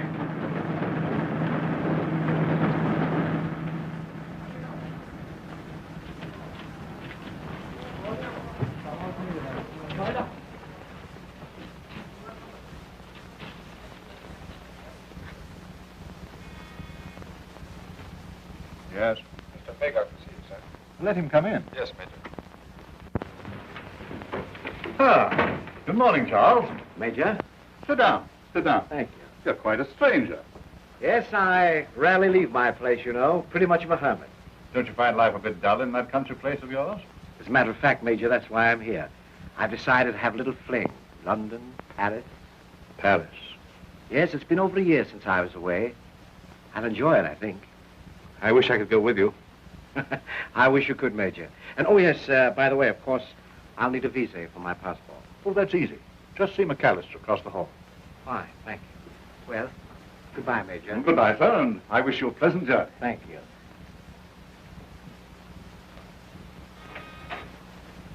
Yes? Captain Drummond is here to see you, sir. Oh, send him in. Yes, sir. That door, Captain. Thank you. Would you mind waiting here? Certainly not, senor.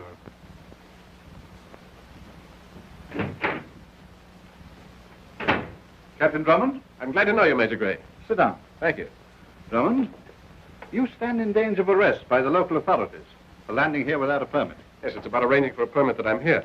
Consulate regulations state that all subjects of the Empire shall receive any assistance of which they may stand in need. The Scotland Yard has cabled me to assist you according to the regulations. It's very decent of them. Furthermore, the Yard has ordered me to assist you back to England in double quick time. But, Major, you don't understand. I understand perfectly. I've ordered your plane service, and the moment it's ready, off you go. You're lucky we're not leaving you in a Moroccan jail for a few weeks. But, Major, Just a moment, please. Yes, Major? Did a guard accompany Captain Drummond? Yes, Major. Ask him to step into the hall. Very good, sir. Major, when I left England... I know all about you, Drummond. You left England in defiance of an official order, after resisting an officer of the Crown. That constable didn't know I was coming to Arby. But Scotland Yard did. Captain Drummond is returning to England. He's not to leave his hotel without authority from me and under escort. Si, senor. See you, Major. I tell you, Colonel Nielsen was kidnapped. Rubbish, Drummond. The Yard warned me you'd say something like that. Cable him again. Ask him if he's in his office. Well, Major, I'm off. Well, goodbye, sir, and good luck. Thank you. Just a moment. You're Richard Lane. You're mistaken, Drummond. Mistaken my eye. Major, this man is Richard Lane. He's murdered Nielsen's butler and kidnapped Nielsen. This is the man I followed in my plane. That's enough, Drummond. But, Major, This gentleman is Mr. Charles Mager. To my knowledge, he hasn't been out of Arby for a year. My apologies, sir. I hope you'll overlook this. Perfectly all right, Major. Good day, sir. Major, that man was in England last night. Captain Drummond, you will be notified when your plane is serviced. Good morning. Yes, good morning. After you, senor. Thank you.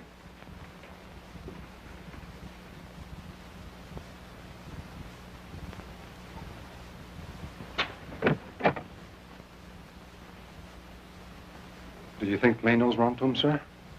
I'm certain he doesn't. Is McTurk back yet? No, not yet, sir. Well, what do you want? I'm afraid these will have to be burned. McTurk. That's a perfect disguise. It's too perfect, Major.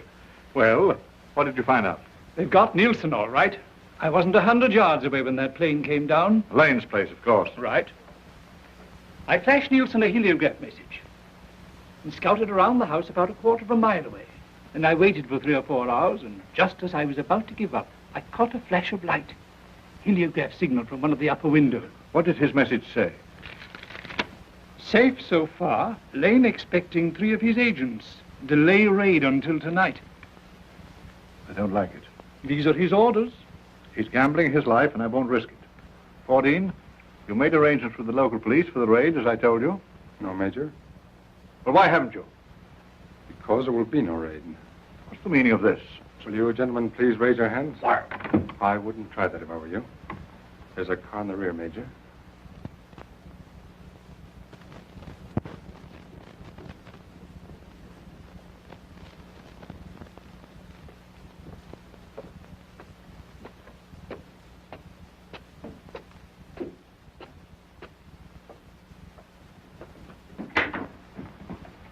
Ah.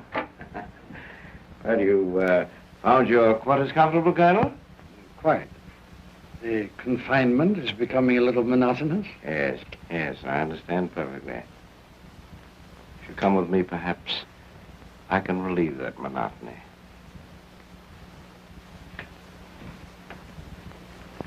Are you wondering about your chances of escape? Naturally. Of course, you're too smart. At least I hope you are to attempt it. Oh, thank you. After you, Colonel. As you say.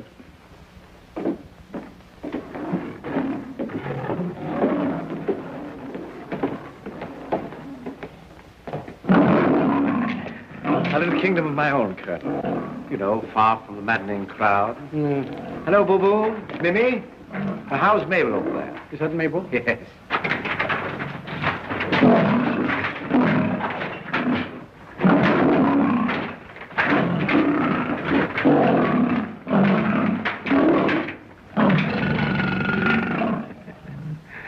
My pets, Colonel. Your pets? Yes, I find them extremely useful. Yes, I imagine they do discourage visitors. Oh, no. On the contrary, they welcome visitors. You follow me? Yes, I'll follow you. I thought you would. Now, this fellow over here, he's a favorite. But, we mustn't go too close. Don't worry, I won't.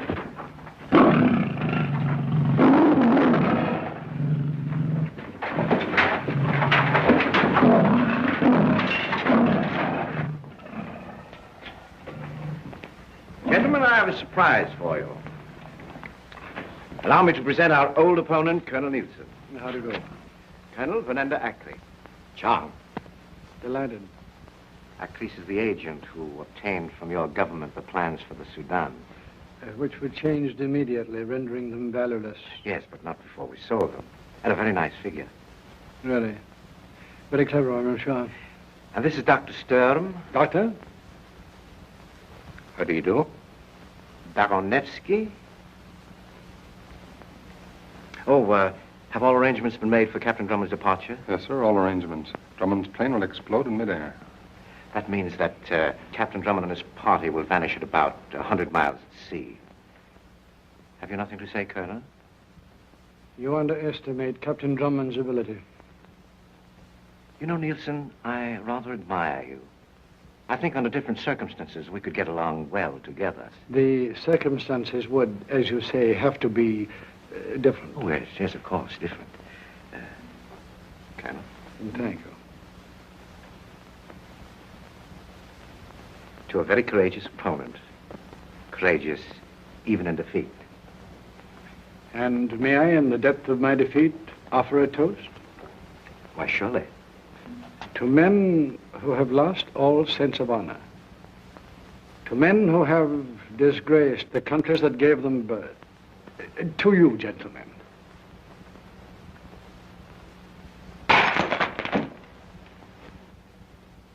After dinner, we will discuss Colonel Nielsen's toast. In detail. Have a chair, Colonel. Thank you so much.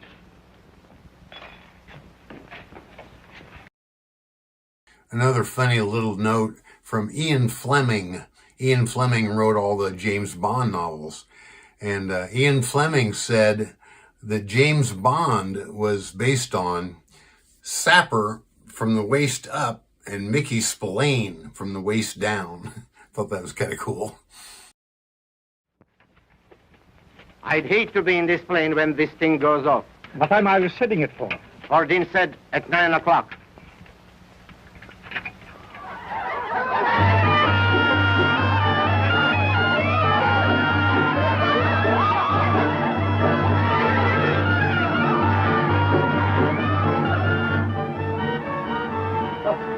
I say, Hugh, those dancing fellas are doing some pretty nifty tailspins. Alfie, now is not the time to become analytical about the terpsichorean peculiarities of some Derling dervishes. Derling dervishes? Yes, whirling dervishes. Huh? Here, lend a hand with those sheets. Oh, yes. Be sure to tie the knots double because we can't use broken legs. But, Hugh, how are we going to find Lane's place after which... Well, that is, if we do get out of here. We'll worry about that when we get out. Yes, but if then... Lane has a place, Algy will find it. And Colonel Nielsen, too. Right. That's Phyllis, I hope.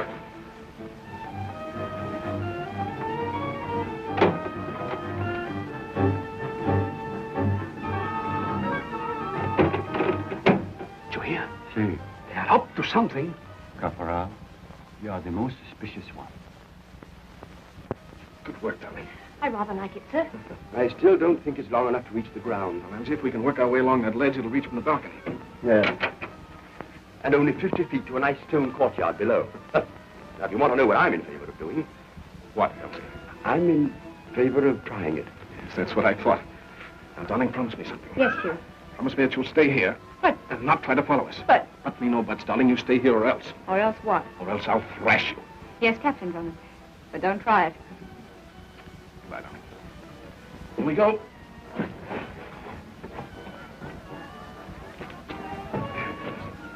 You next, Algy, and then Penny. Be careful, Hugh. Shh. Come back here. There's someone at the door. Delay them. Tell them I'm in the bath or something.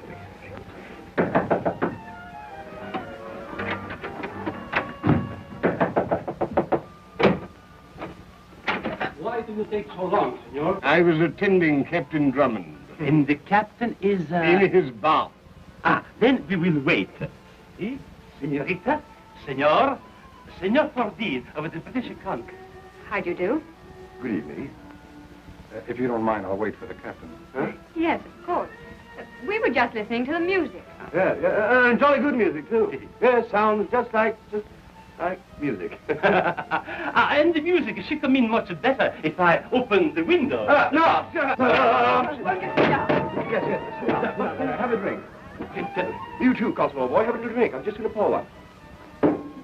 We saw Captain Drummond go into that room, did we not? See, here with the other. Did we see him come out? No. Yes, the gentleman said he was in his bag. That is so. It cannot be so. Why? There is one bedroom on each floor.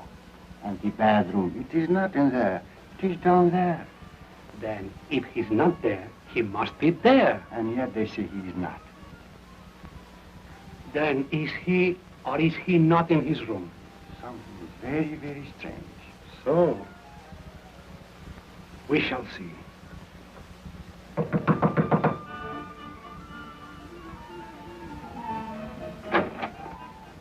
Perdón, señorita. Señores, where is Captain Drummond? I've already told you Captain Drummond is in his bath. Bath?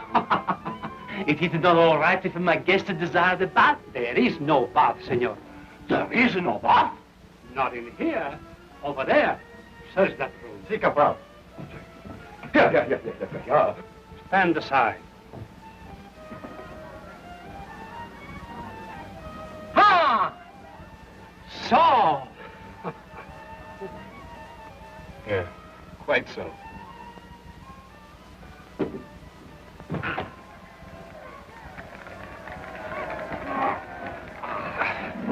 And what, senor, is this for? Climb an Alp. Well, darling. Good evening, Captain Drummond. Well, I can't agree with you, but we won't argue the point. I have Major Gray's instructions. Yes, I know. And Mr. Fordine, Miss Clavering. This gentleman has come to escort us to our plane and out of Morocco. I'm sorry, sir. Well, here we go. But, Hugh, we can't leave without Colonel Nielsen. Oh, you need have no fears about Colonel Nielsen, Miss Clavering. I suppose he's safe at his office in London? Yes, we received a cablegram from Scotland Yard assuring us that Colonel Nielsen did spend the day in his office. As usual. As usual. But he couldn't. I saw those men carry him out of the Yes, house. I know, darling, but this gentleman says he spent the day in his office, as usual. But, Hugh... We have no choice, darling.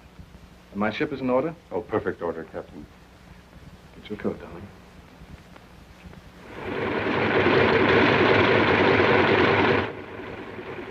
Captain Drummond, you will fly directly to England. Well, there seems to be no point in doing anything else if Colonel Nielsen is there. Well, then, goodbye. Goodbye. Goodbye, senores. Buen viaje. Yes, senor. Come along, Algy. Goodbye. Oh, goodbye, old boy. I hope I don't see you again. Oh, that is, unless we happen to meet. Adios, senor.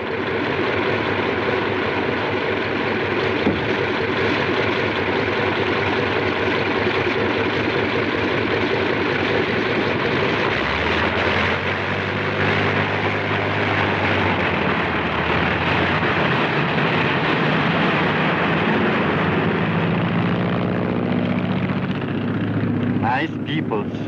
Too bad they could not get the landing permit. Oh, they'll forget about it in an hour or so.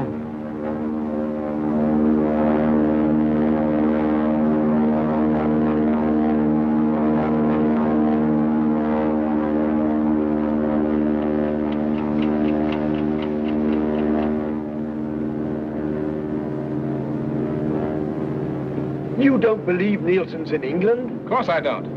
Then why have we been flying out to sea for the past half hour? Monkey business, Algy. Monkey business? In case our Mr. Fordine decided to follow us. So we're turning back. Turning back? Right now. If we're caught, engine trouble. They wouldn't ask us to come down at sea in a land plane, would they? Well, let's not ask them, huh?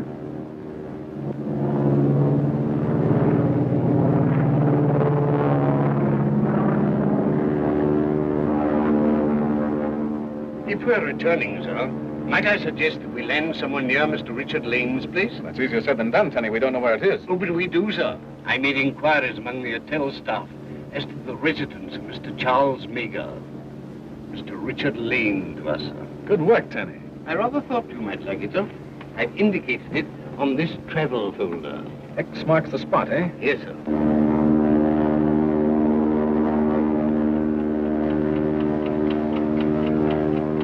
The place is just there, sir. The land to the west is fairly level. Good. Here go the flares.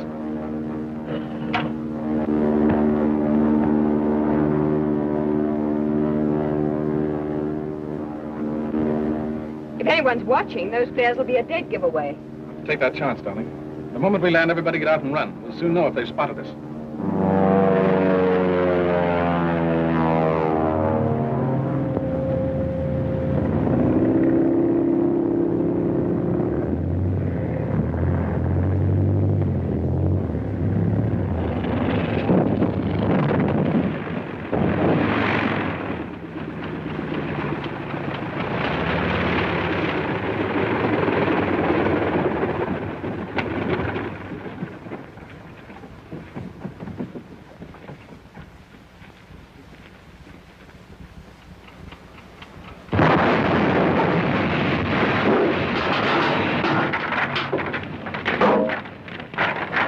We were supposed to be well out at sea when that happened.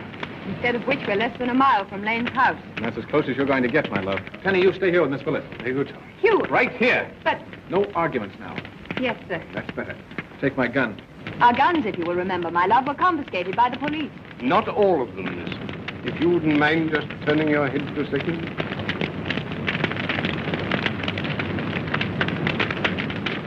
I carried this just in case. Good work, Tenny. Brilliant idea. I rather like it, Tom. Goodbye, darling. Somehow or other, we're always saying goodbye. Let's hope this will be the last time. Let's hope it won't. Take good care of it, Tenny. With my life, sir. Out of sight, darling. Come along, Elsie. Be careful, Hugh.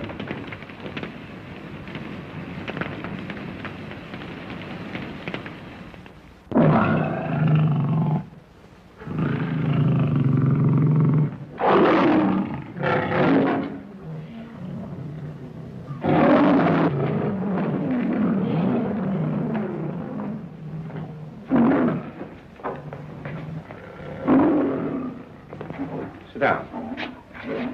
Transmit this in code to our London agents. Well, you enjoyed your dinner? The condemned man ate a hearty meal. Let Colonel Nielsen, gentlemen, serve as a model. A sense of humor in the face of death. Now, I suppose you're ready to tell us about the radio wave disintegrator? Well, if I have to die, I don't see that I'd gain much by it. That's right. Doubly right to make it more emphatic. Are you suggesting a bargain? For my life? Most decidedly. Well, now, of course, if I were to turn you loose, that would mean that I have to establish new headquarters. Very difficult thing to do. I have something you want. Now, you can sell this disintegrator idea for millions. Enough to buy a dozen places like this. Yes, that's true, but what assurance have I that you're telling the truth? Well, what assurance have I that you'd turn me loose if I did? Well, that's a chance you'll have to take. Is that final? That's final. You may proceed. The radio wave disintegrator is a means by which the signals, either voice or dot and dash code, are reversed in transmission. The low frequencies becoming high frequencies, and vice versa. There's nothing new to that, Colonel. On the contrary, a single word transmitted in normal code informs the receiving station of the carrier wave combination being used in this special transmission. How does it sound, Doctor? I'll ask a few questions, please. And let's hope, Colonel, that you have the correct answers. He promised not to follow them, miss. Well, I just can't stay here doing nothing. Of course, miss, if you decided to have a little scout around, I'd have to follow you, wouldn't I? An excellent idea, Tenny. Come along.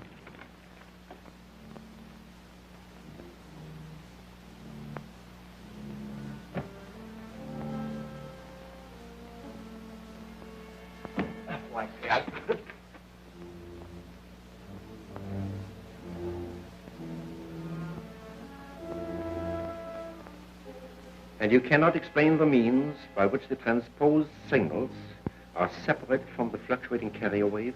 Unfortunately, no. Doctor, what do you think? The gentleman is lying. Yes, I was afraid so. Shall we? Have a chance, Elsie. Wait. You put very little value on your life, Colonel. It was worth a try. I'm wondering if you tell the truth to save 3 lives. I have only one. I'm referring to your friend Major Gray and his assistant, McTurk. What do you know about Gray and McTurk? I have them upstairs. Their lives depend on you. Now, I'll drive the bargain. Furnish us with the information Dr. Sturm says you're withholding, and I guarantee that you and your friends will be released within a week. By whom, may I ask? The local police. They'd be informed. May I think it over? You may.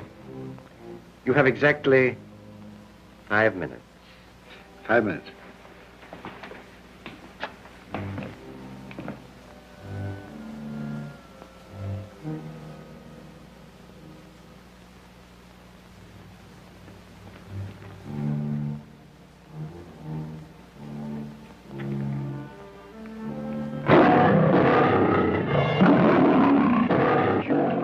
Hugh, I don't think we better go that way. Quiet, Elsie. Man's chained. Come on.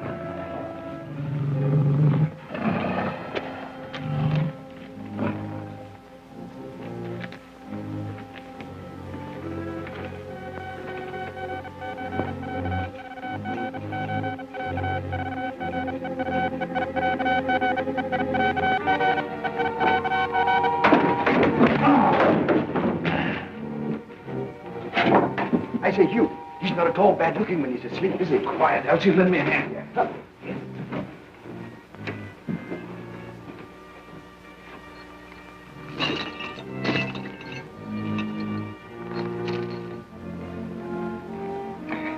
ought to hold him, huh? I think so, Elsie. We can use this.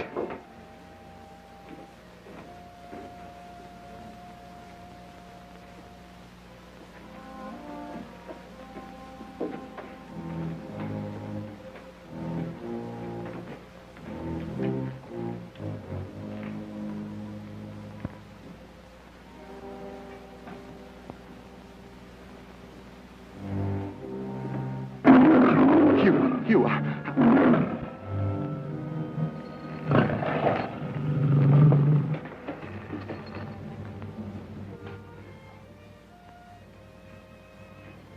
Close the door, Elsie.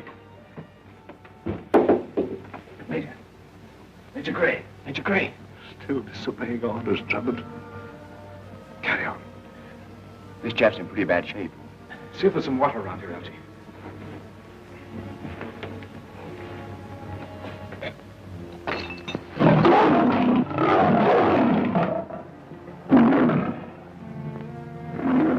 Your pets seem a little restless tonight.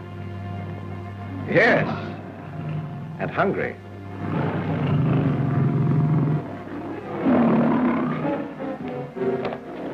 Well, Colonel, have you decided? Not yet. In that case, perhaps we can assist you. This way, please.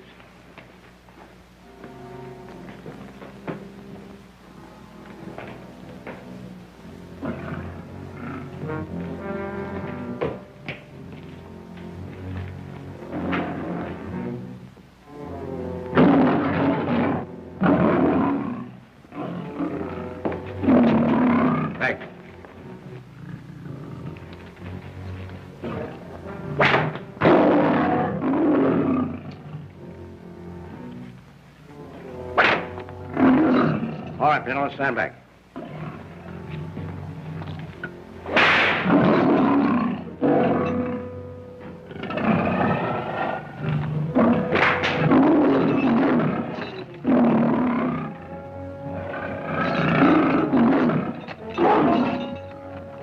Iron will bend, Colonel.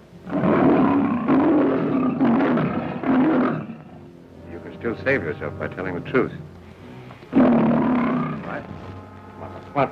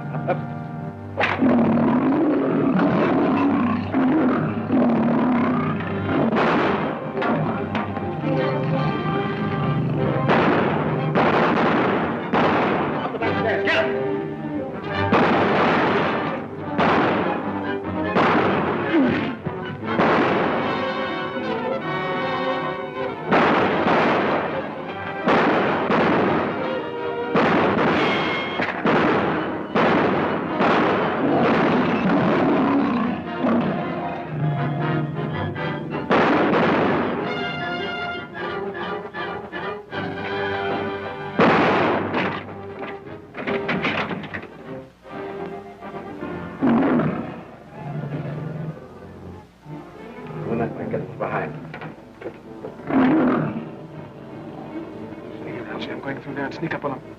Right, old boy.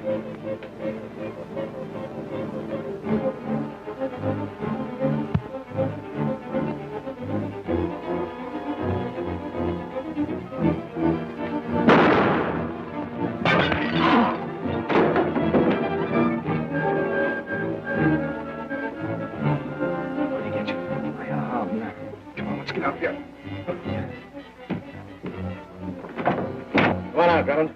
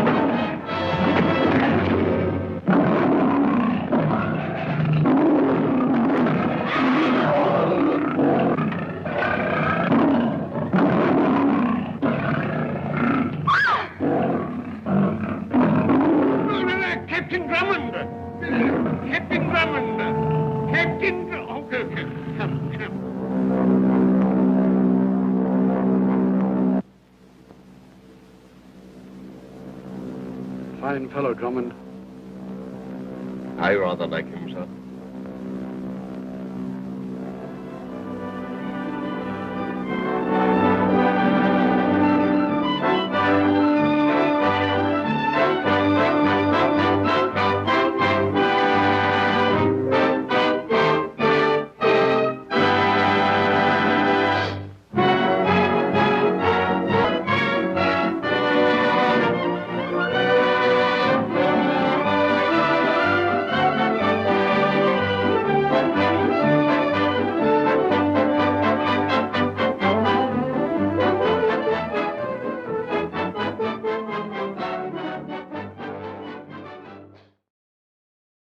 Thanks for coming, everybody. Hope you had a good time. Bulldog Drummond's always fun to me.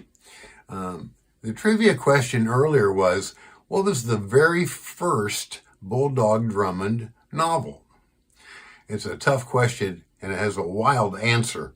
So the title to the very first Bulldog book was Bulldog Drummond, The Adventures of a Demobilized Officer Who Found Peace Dull.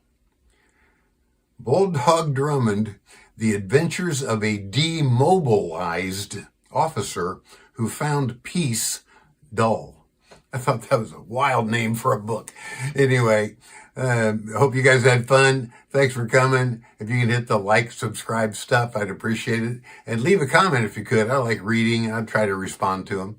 So take care, everybody. See you later.